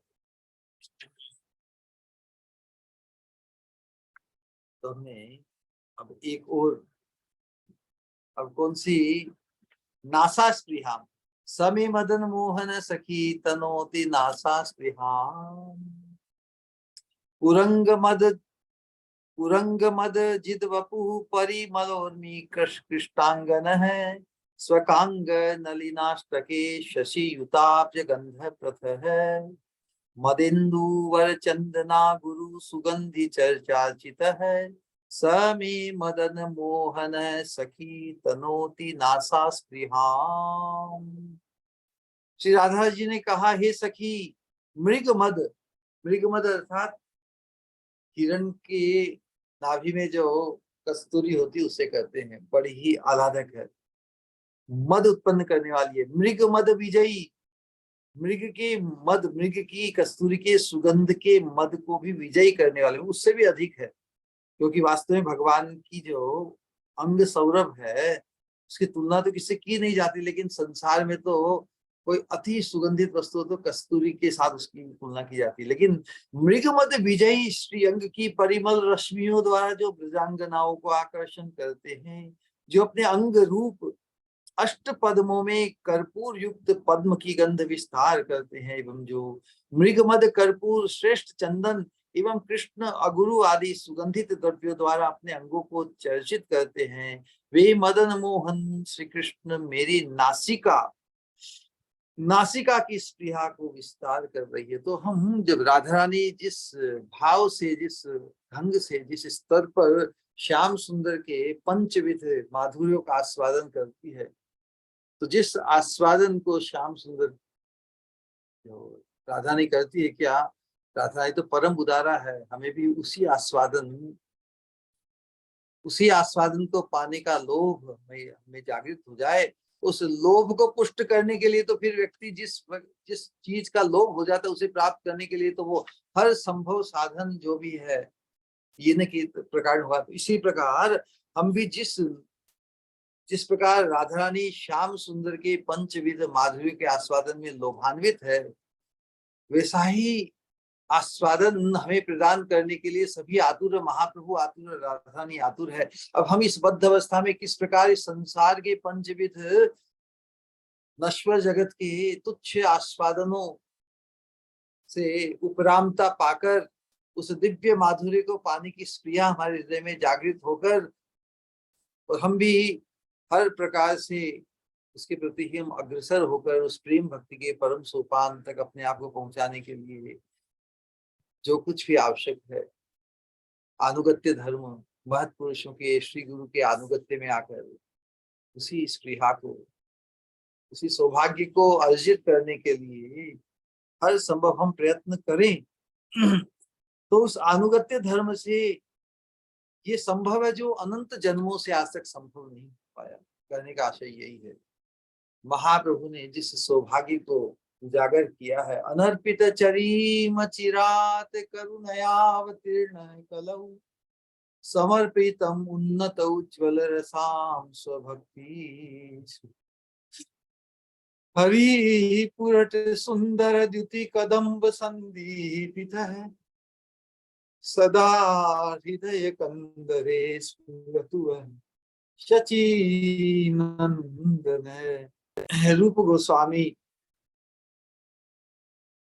इस आशीर्वादात्मक मंगलाचरण विदग्ध माधव के अंतर्गत इस आशीर्वाद को कर रहे हैं, वही उस कृष्ण माधुर्य के आस्वादन के निमित्त जिन्होंने इस मधुर मूर्ति गौरांग मूर्ति को प्रकाशित किया। हरि ही पुरट सुंदर द्युति कदम्ब संदीपित है सदा हृदय कंदरे स्फुरतु, वह इसी मधुर मूर्ति की स्फूर्ति हमारे चित्त में भी हो। ऐसा दिव्य आशीर्वाद रूप गोस्वामी ने हम सबके लिए किया है। तो क्या उस आशीर्वाद को पाने के लिए हमारी तरफ से जो भरसक प्रयत्न हम क्या नहीं करना पाएंगे? अथा प्रेम निधि, जो प्रेम की सौगात, अति उत्तम सौभाग्य को पतित से पतित हम जैसे जीवों को भी संभव बनाने का महाप्रभु का, उनके अनुगत आचार्यों का कितना प्रयास है कि आप संसार में जो शब्द स्पर्श रूप रस गंध है, जिनका अनुभव पाके हमने विपरीत अनुभव ही पाया है। संसार के भोग का जो अंतिम परिणाम दुखदायी ही है, क्योंकि हमें और कोई रिप्लेसमेंट आज तक सूझा नहीं। भगवान गीता में कहते परम दृष्टवा निवर्तते, कि यहाँ पर जिस स्तर पर कृष्ण माधुर्य का जो पिरसन और जो दावत हमें दी जा रही है,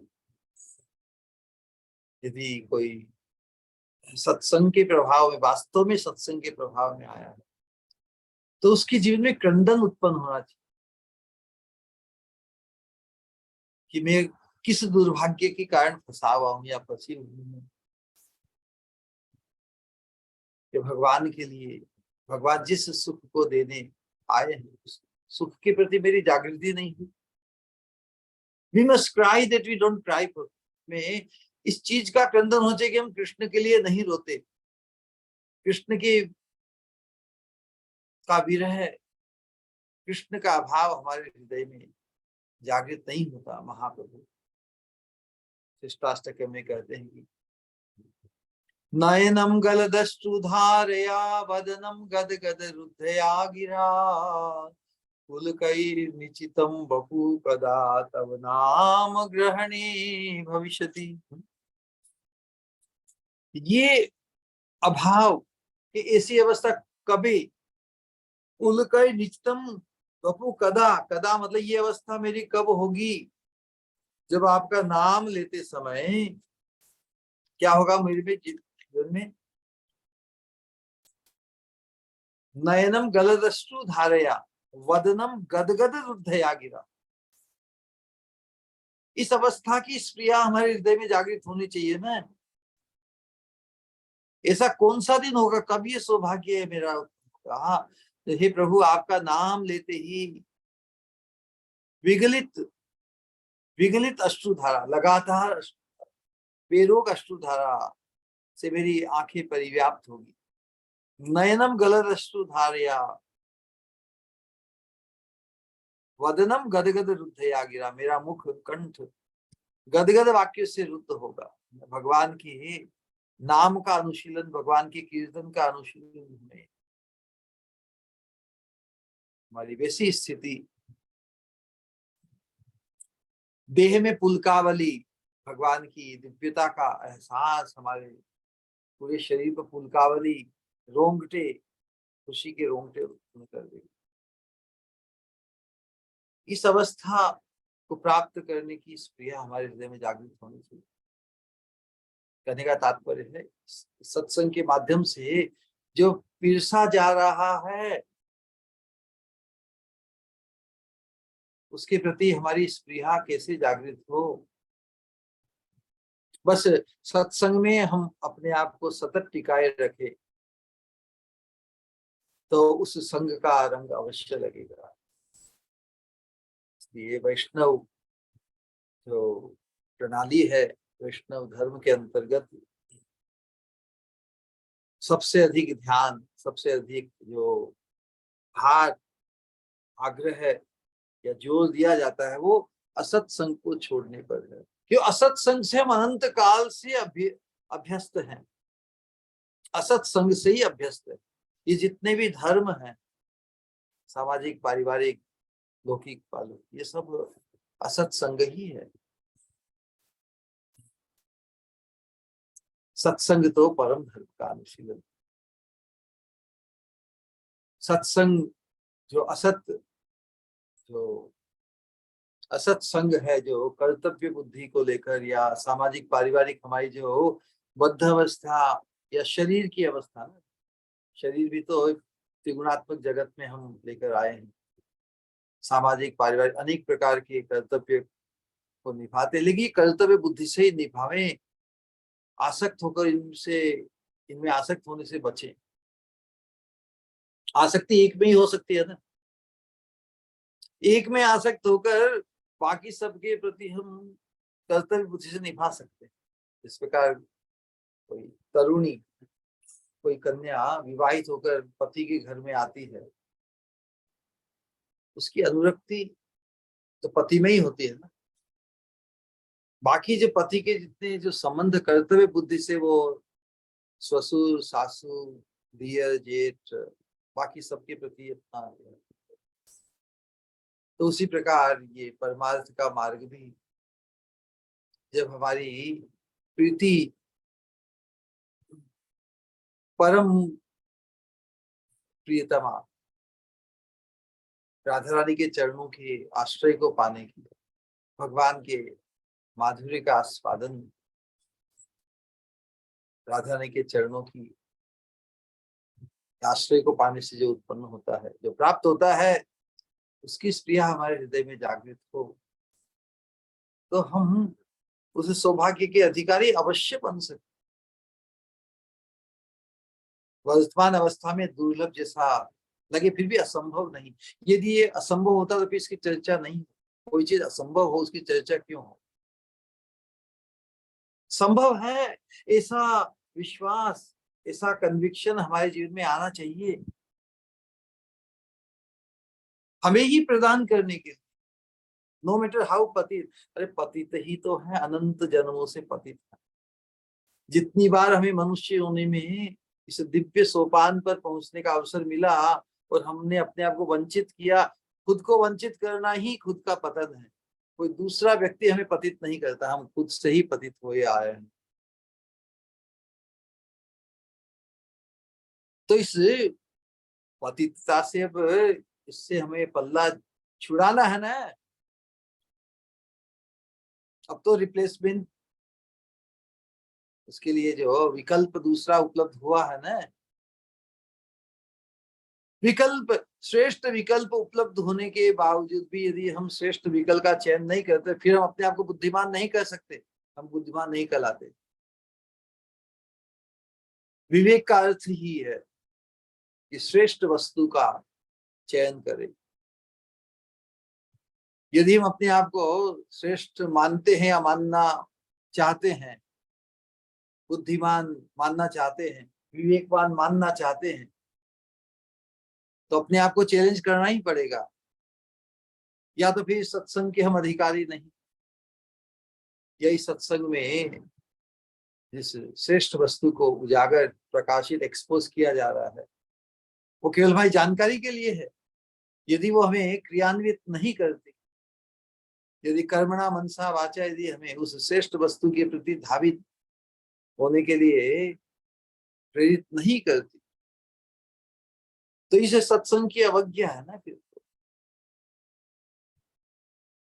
हम किसी की अवज्ञा करते हुए क्या वहां पर टिक सकते हैं? तभी टिक सकते जब उसमें हमारी खुद की भी अनुरक्ति होने लगे। एक में ही निष्ठ तो अनुरक्ति से ही होता है ना व्यक्ति। एक में निष्ठा जब हो जाती है, फिर मल्टीपल ऑप्शन नहीं रहती। क्या हमारी अभी भी वैसी स्पृहा है कि हम सुनेंगे बहुतों की और करेंगे मन की नहीं? जिस सत्संग को यहाँ पर प्रकाशित किया जा रहा है, वो यदि हमें एकांतिक निष्ठा में प्रतिष्ठित नहीं करता, तो ये इस सत्संग की अवहेलना है बस। हमें पूर्ण मनोयोग से कर्मणा मनसा वाचा, जो महाप्रभु देने आए हैं और उनके अनुगत हमारे आचार्यों ने जो हमें जो पीरसा है, उसकी भूख, उसकी लालसा हमारी जागृत हो। क्यों नहीं जागृत? क्योंकि हमारी जितनी कैपेसिटी है भूख की या लालसा, वो और कहीं पर विकृत या विभाजित है। इसीलिए असत्संग छाड़िए वैष्णव। तो इस एक निष्ठ होने के लिए जो हमें पीरसा जा रहा है, उसकी तरफ ही हमारा पूर्ण आग्रह हो। इस प्रकार श्रेष्ठ पकवान का पीरसन कहीं फिस्ट हो, लेकिन हम घर से ही पहले से ही प्रसाद लेके, भोजन लेके आ गए हो, तो कितना ही श्रेष्ठ आस्वादन कार्य हो, उसका कितना ले पाएंगे? थोड़ा ही ले पाएंगे। थोड़ा भी लेकर उसका जो आस्वाद है उससे यदि हम परिचित हो जाते हैं, तो फिर दूसरी बार जब आएंगे तो भूख बढ़ती हुई अवस्था में आएंगे, तो अधिक से अधिक उसका आस्वाद हो सके। ये नहीं कि पहले ही सिस्टम को भर के आएंगे,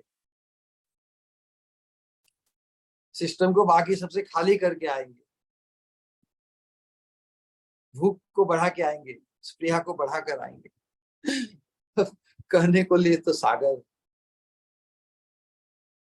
है। आज अपनी वाणी को यहीं पर विश्राम देते हैं।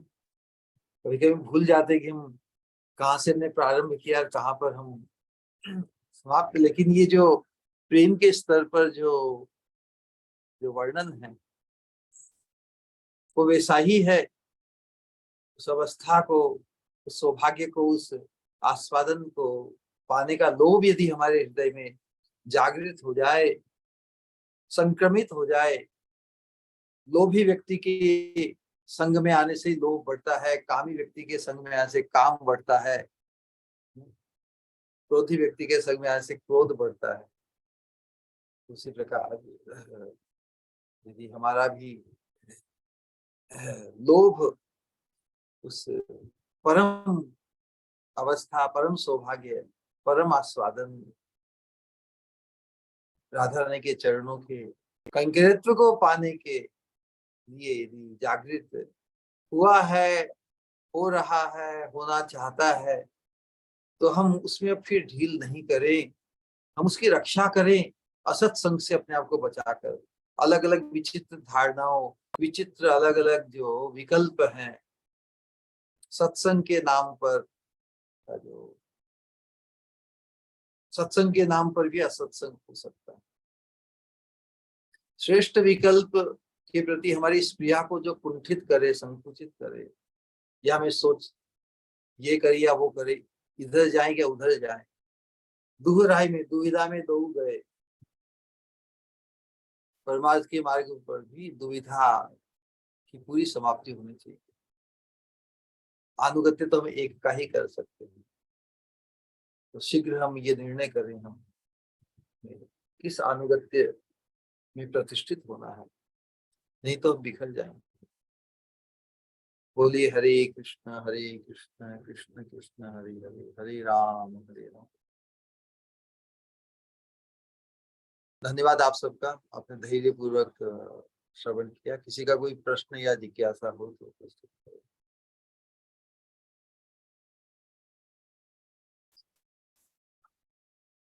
ओ गोपाल।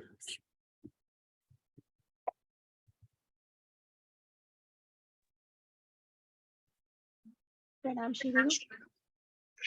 हरे कृष्ण। हरे कृष्णा। बहुत ही अद्भुत, अद्भुत से भी अद्भुत शब्द नहीं है। पूजा मारू जी का सवाल है शायद। पूजा मारू जी, आप अनम्यूट कर सकते हो। प्रणाम श्री गुरु। हरे कृष्णा। बहुत ही हरे अद्भुत कृष्ण। गुरु चैतन्य महाप्रभु के बारे में जो भी आपने बताया बहुत गूढ़ था, थोड़ा बहुत समझ में आया, मेरे को बहुत अच्छा लगा, है ना। जो आप बता रहे थे ना, काले बादल, नवीन काले बादल के जैसे भगवान दिखते हैं। मैं जब भी इमेजिन करने की कोशिश करती हूँ ना, तो मैं सोचती हूँ ब्लूइश कलर के ऊपर तो ब्लैक आईज बहुत ब्यूटीफुल दिखती है, लेकिन नवीन काले बादल के ऊपर, ग्रे के ऊपर ब्लैक, तो कैसे भगवान दिखते हैं उसके बारे में थोड़ा सा और बताइए ना श्री गुरु। उनकी अंग कांति का वर्णन, अंग कांति का वर्णन। अब जब भगवान का आलिंगन, वक्षस्थल से भगवान के आलिंगन का अनुभव हमारी स्वामिनी कर रही है, कैसा आकर्षण, जैसे इंद्र नीलमणि से जो द्युति निकलती है। नेचुरली कभी जो घनश्याम, जो नए बादल जो बनते हैं, उसकी जो वो घनीभूत बादल, तब उनका जो सौंदर्य बड़ा अद्भुत लगता है। उसमें फिर उपमा देने के लिए तो कोई भी जब उपमान उपमान से उपमा दी जाती है, उपमा किसकी कर रहे हैं? भगवान की अंग कांति की। तो भगवान की अंग कांति है, वो है उपमेय, और उपमान है ये तीन चीजें: घनश्याम बादल, चिकनाई और कोमलता, नील इंदिवर, कमल सी कोमलता और चिकनापन। ये तो वर्णन है, तो भगवान की अंग कांति जैसी है। नील वर्ण, इसे इंदिवर ना, इंदिवर मतलब नील कमल। तो ये समझ लो कि नीले और ये नीला भी इतना, मतलब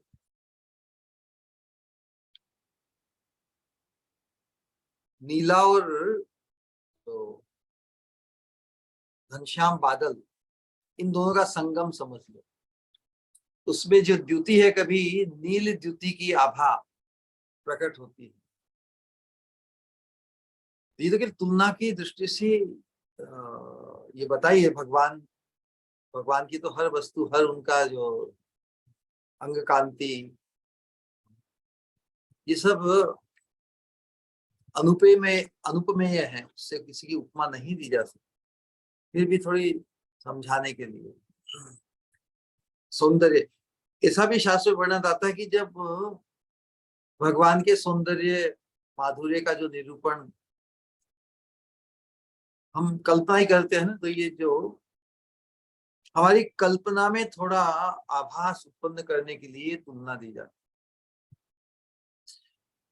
हम जितनी श्रेष्ठ से श्रेष्ठ कल्पना करके भगवान की शब्द स्पर्श रूप रस गंध, विशेष रूप से इस रूप माधुरी का जो वर्णन है, भगवान की अंग कांति की श्रेष्ठता, उसका सौंदर्य आकर्षण जितना हम कल्पना में बैठा सकते हैं, कल्पना में स्थापित कर सकते हैं, जब हमें हमारे दिव्य रूप की प्राप्ति होती है, जब हमें पार्षदत्व की प्राप्ति होती है, तो जो कल्पना भगवान के सौंदर्य की हमने की, वैसा सौंदर्य तो हमें खुद का अनुभूत होता है।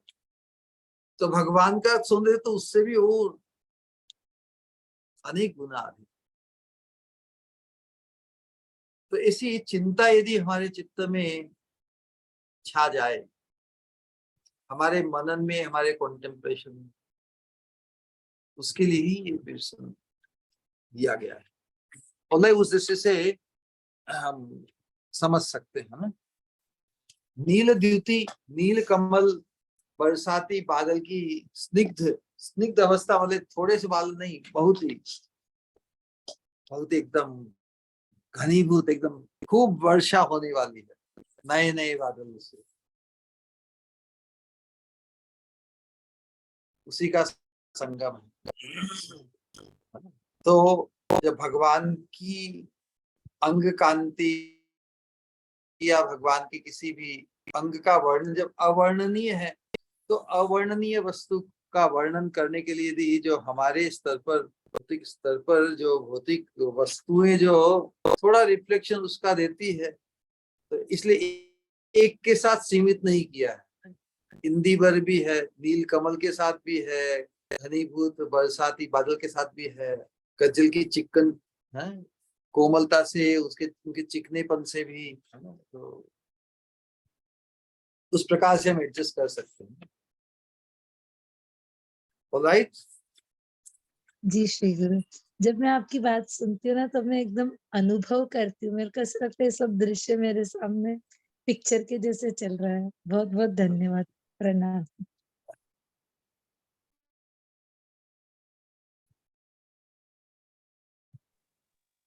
हरे कृष्ण। शिखा गुप्ता जी, आप अनम्यूट कर सकते हैं। प्रणाम श्री गुरु। मैं भी उसी बात से शुरू हाँ, करना चाहूंगी कि आप 3 दिन से जो भगवान के दर्शन अच्छा, और एक सेकंड रुक जाएंगे, मैं इस पंखे को बंद कर दे, इससे ध्वनि से आवाज में थोड़ी तकलीफ हो रही है।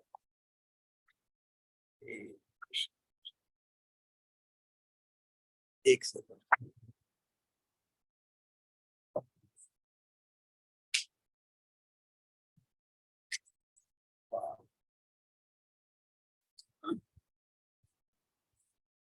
कहिए।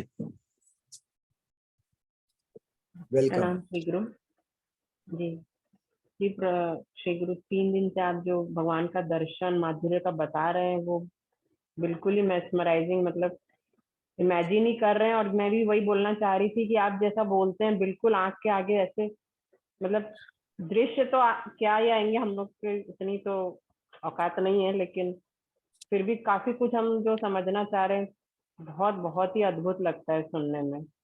और दूसरा, जो जितना भी सुन रहे हैं श्री गुरु, जैसे हम समझ रहे हैं कि हमारा लक्ष्य क्या होना चाहिए, कि ठीक है हम राधा रानी के चरणों की किंकरत्व प्राप्त करना चाह रहे हैं और ये करना चाह रहे हैं, तो अब जो हम डेली में भगवान की सेवा करते हैं अपने विग्रह की, तो फिर क्या भाव रखें? मतलब अभी एकदम एकदम ऊपर नीचे बहुत ही कंफ्यूजन जैसे हो जा रहा है।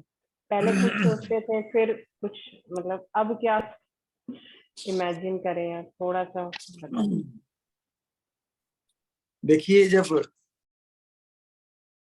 प्रमोशन जब आने वाला हो, तब कंफ्यूजन होता है या खुशी होती है? जैसे उस दिन बताया कि लड्डू गोपाल को संभाला, लड्डू गोपाल को संभालने के लिए स्वामिनी आ गई है ना, तब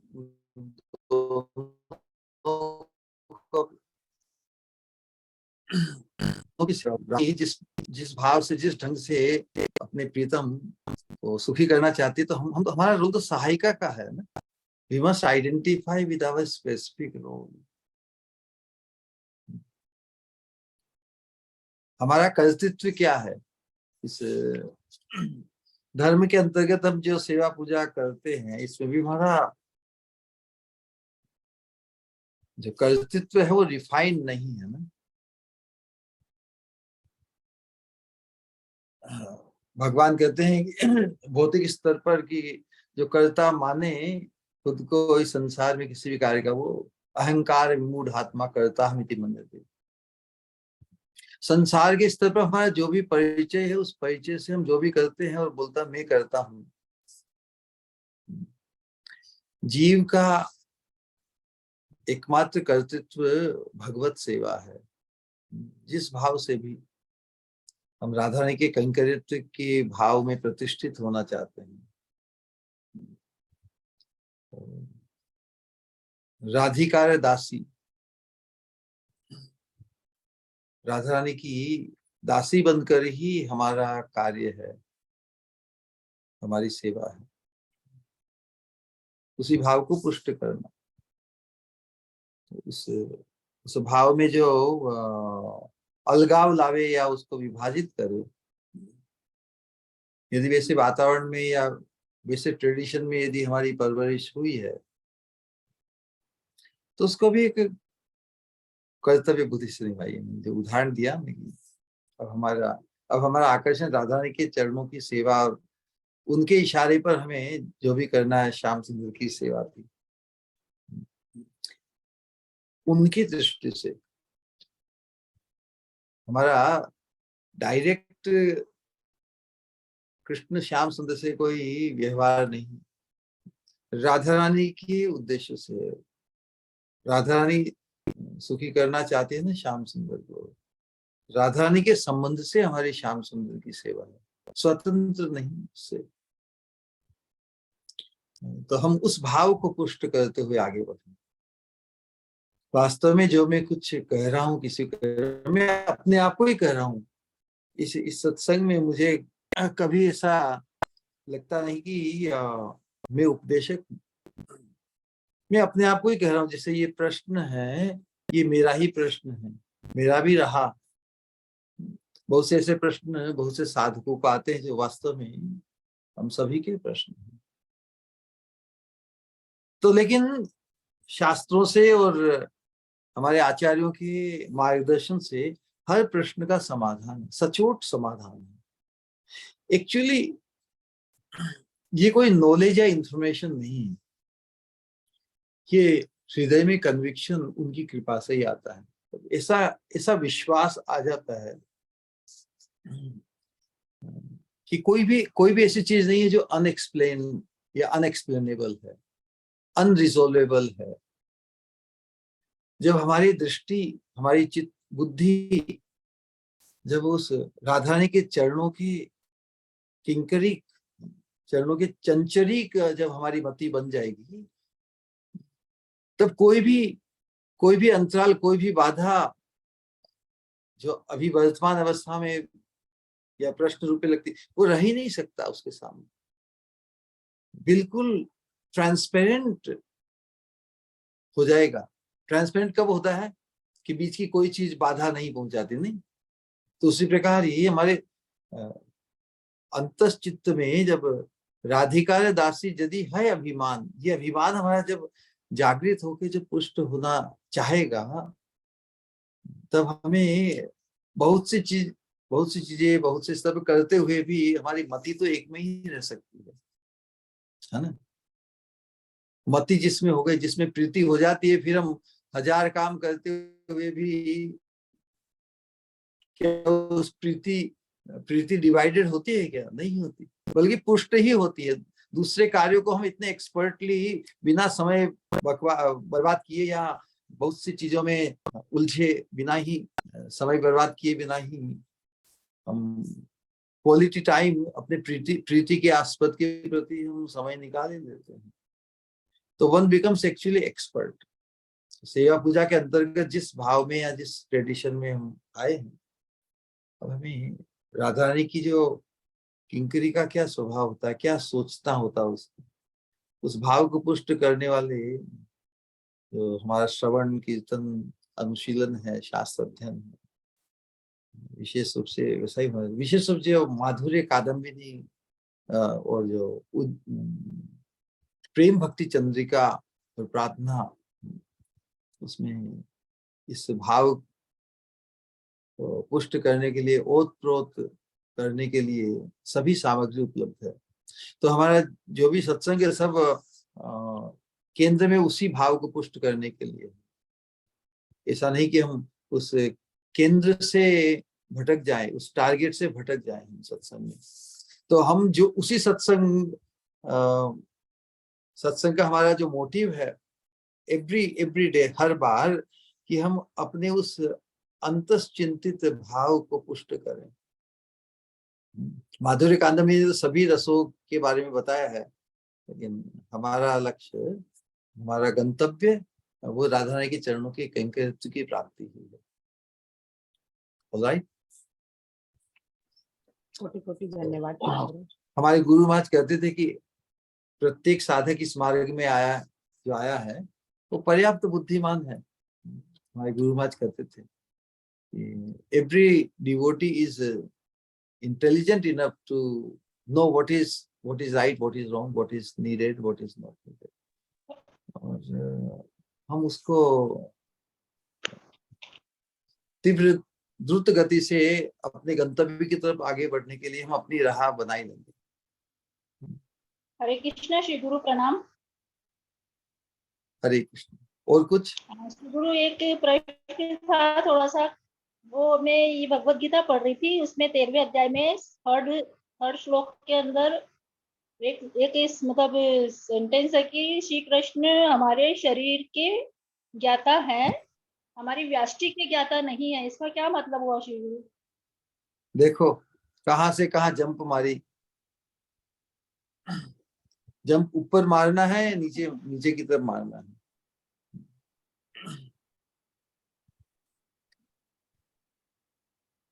भगवत गीता में भगवान जो समझा रहे हैं, तो प्रश्न भी जब आज के सत्संग से संबंधित कोई प्रश्न हो तो उसमें भाव पुष्ट होता है ना। अब भगवत गीता पे ले आए हम, उसमें थोड़ा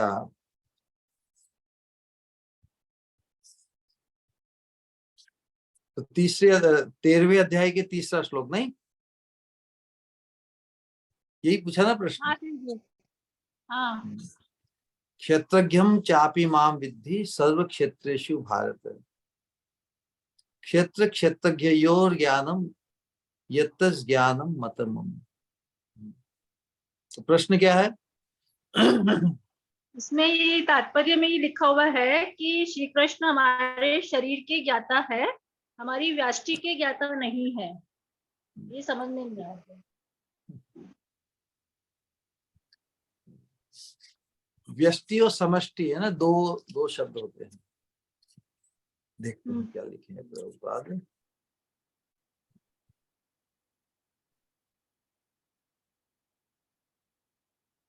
जो प्राय प्रसंग होता है ना, उसके अंतर्गत प्रश्न हो तो अच्छा।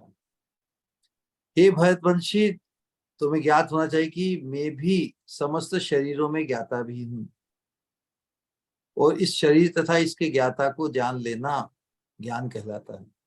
ऐसा मेरा मत है। तो कहाँ पर तात्पर्य है? शुरुआत में? मैं पीछे एक सेकंड में भी बताती हूँ। हाँ, तो अब मिल गया वो। क्योंकि परमात्मा भगवान श्री कृष्ण का स्वांश है, अतः कृष्ण कहते हैं मैं भी ज्ञाता हूँ। लेकिन मैं शरीर का व्यष्टि ज्ञाता नहीं हूँ। व्यष्टि ज्ञाता व्यक्तिगत जीव होता है ना, व्यष्टि और समष्टि। समष्टि मतलब समग्र, ठीक है। व्यष्टि मतलब व्यक्तिगत, तो व्यक्तिगत ज्ञाता तो जीव है ना, हम सभी हैं। जैसे तुम्हें तुम्हारे शरीर के बारे में जानकारी है, सबको अपने अपने शरीर के बारे में जानकारी है, उसे व्यष्टि ज्ञाता कहते हैं, ठीक है। तो व्यष्टि ज्ञाता जीव है इसलिए, और भगवान तो समष्टि ज्ञाता है। मैं भी ज्ञाता हूं, तो भगवान, जैसे मायावादी लोग जीव जीव जो ज्ञाता है उसको ही परमात्मा मान लेते हैं कि मैं ही ज्ञाता हूं, तो दो ज्ञाता है उसका वो बोध नहीं करते। इसलिए श्लोक का जो दूसरी लाइन है, क्षेत्र क्षेत्रज्ञयोर, क्षेत्र तो एक ही है ना, वो क्षेत्रज्ञयोर, क्षेत्र को जानने वाले द्विवचन में है। संस्कृत में एक वचन, द्विवचन और बहुवचन होता है ना, तो यहाँ पर दो ज्ञाताओं के बारे में भगवान बता रहे। एक तो व्यष्टि ज्ञाता के रूप में सभी व्यक्तिगत जीव हैं, और समष्टि ज्ञाता एकमात्र भगवान है परमात्मा रूप से। तो क्षेत्रज्ञयोर, क्षेत्रज्ञयोर है ना, क्षेत्र के ज्ञाता, क्षेत्रज्ञयो कौन कौन हुए? एक तो व्यष्टि ज्ञाता हुआ प्रत्येक जीव अपने शरीर में, बोले भगवान समष्टि ज्ञाता होने के कारण सभी के शरीरों में के जानकार हैं। एक ही भगवान परमात्मा रूप से सभी के शरीरों में भी आत्मा के साथ विद्यमान है। तो व्यष्टि जो ज्ञाता है जी, वो तो अपने शरीर के बारे में थोड़ा सा जानता है। अधिकांश तो हम अपने शरीर के बारे में नहीं जानते, लेकिन भगवान है जो सभी के शरीरों में संपूर्ण जानते हैं, ठीक है।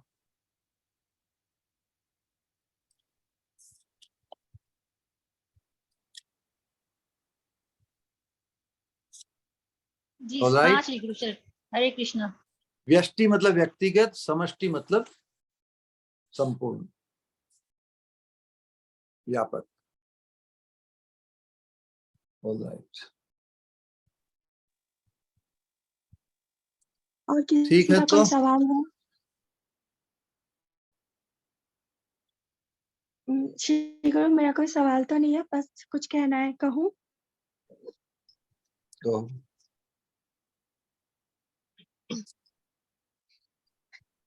सबसे पहले तो मानो ये कहने को दिल करता है सखी कि ये जो 2 दिन जो मैं आ ना पाई, ये महसूस होता है पल पल क्या क्या खोया मैंने।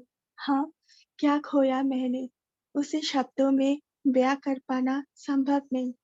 यूं तो कहोगे कि हाँ, रिकॉर्डिंग्स तो होती है, पर मानो जो होती है, पर जो एहसास जब आते हैं मेरे श्री गुरु सामने, जो जो वो पल जो मोती बिखरते हैं, हाँ हमेशा ही, पर फिर भी उस पल को खोना, उस लम्हा को खोना, ये सबसे बड़ा लॉस होता है।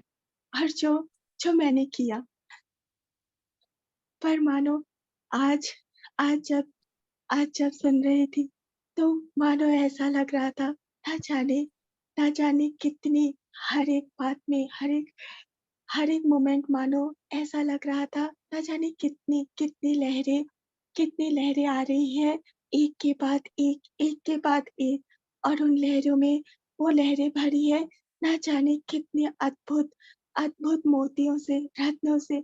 यूं तो जैसे श्री गुरु आपने कहा कि जैसे राधे श्याम की भी सौंदर्य के या उनके भाव की तुलना कोई भी जब की जाती है सांसारिक वस्तु से, वो काबिल तो नहीं होते हैं, पर हम जैसे अयोग्य जीवों को समझाने के लिए बस उसकी उपमा दी जाती है। तो वही मानो हर एक शब्द जब गुरु गौरांग के शब्दों के लिए भी जब यूज होती है, व्यवहृत होती है, तो मानो उन सब का, ये उन सब चीजों का, चाहे वो सागर हो, चाहे लहर हो, चाहे वो वादियां हो, हर एक चीज वो उन चीजों की, उन प्रकृति की, उन अंगों की ये सौभाग्य होता है कि वो तुलना, उनकी तुलना की जाती है, उनको तुलना में उन्हें उन्हें लिया जाता है कि किस, चाहे सागर की गहराई हो, चाहे चाहे लहरों की बात हो, हर एक चीज में आज भी जिस तरह से आपने पहले भी जो कहा, जैसे 5 इंद्रियों की तरह, मतलब कोई भी चाहे भगवान की वो वेणु की आवाज़ हो या भगवान का सौंदर्य, जो एक इंद्रिय द्वारा हम महसूस करते हैं, लेकिन मानो पाँचों इंद्रियाँ, एक प्रेमी भक्त उसे महसूस करना चाहता है, लेकिन पर वो, उसके पास वो नहीं होता, तो भगवान ही वो अचिंत्य शक्ति दे देते हैं। कितना कितना दिव्य, और कितना, हर एक बात कितनी दिव्य है। जिस तरह से स्वामिनी के बारे में आप कहते हो कि उनका भाव, जो जो उनमें भाव उत्पन्न होता है शाम को देखकर, और शाम कैसे लालायित होते हैं स्वामिनी के उस भाव के तरफ, कि ऐसा, और ये वो खुद सोच में पड़ जाते हैं कि ऐसा क्या है मुझ में कि स्वामिनी की ये दशा हो जाती है। हर एक बात को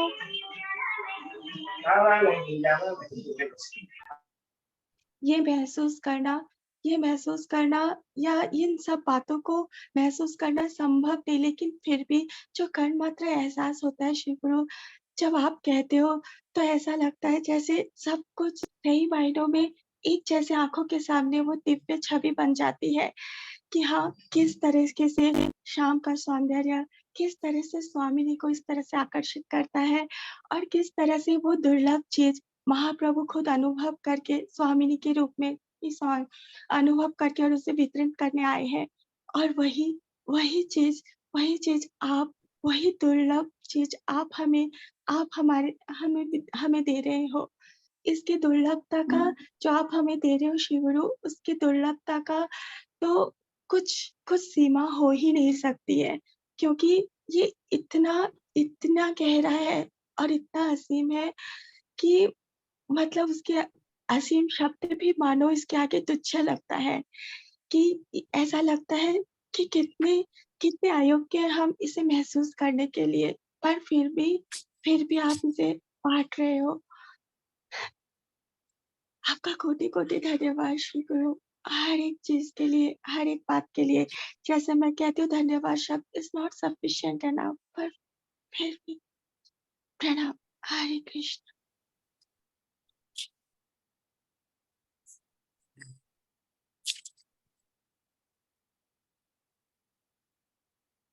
हम सभी प्रियता और पूज्यता के भाव से 3 बार हरे कृष्णा महामंत्र का उच्चारण करेंगे हमारे श्री गुरु के सम्मान में। हरे हरे कृष्णा कृष्णा हरे कृष्णा हरे कृष्णा कृष्णा कृष्णा हरे राम हरे राम हरे राम राम राम हरे हरे कृष्णा हरे कृष्णा कृष्णा कृष्णा हरे राम हरे राम राम राम हरे कृष्ण हरे कृष्णा कृष्णा कृष्णा हरे राम हरे राम राम राम हृदय से कहेंगे परम पूज्य भक्ति स्वरूप गोविंद महाराज जी की जय जय जय जय स्वामी जय तुकाई जय जय जय निताई गौर हरि नित्यानंद। बोल। हरे हरि बोल हरे कृष्ण प्रणाम श्री गुरु हरे कृष्णा कृष्ण हरे कृष्ण। प्रणाम श्री गुरु हरे कृष्ण। हरे कृष्ण।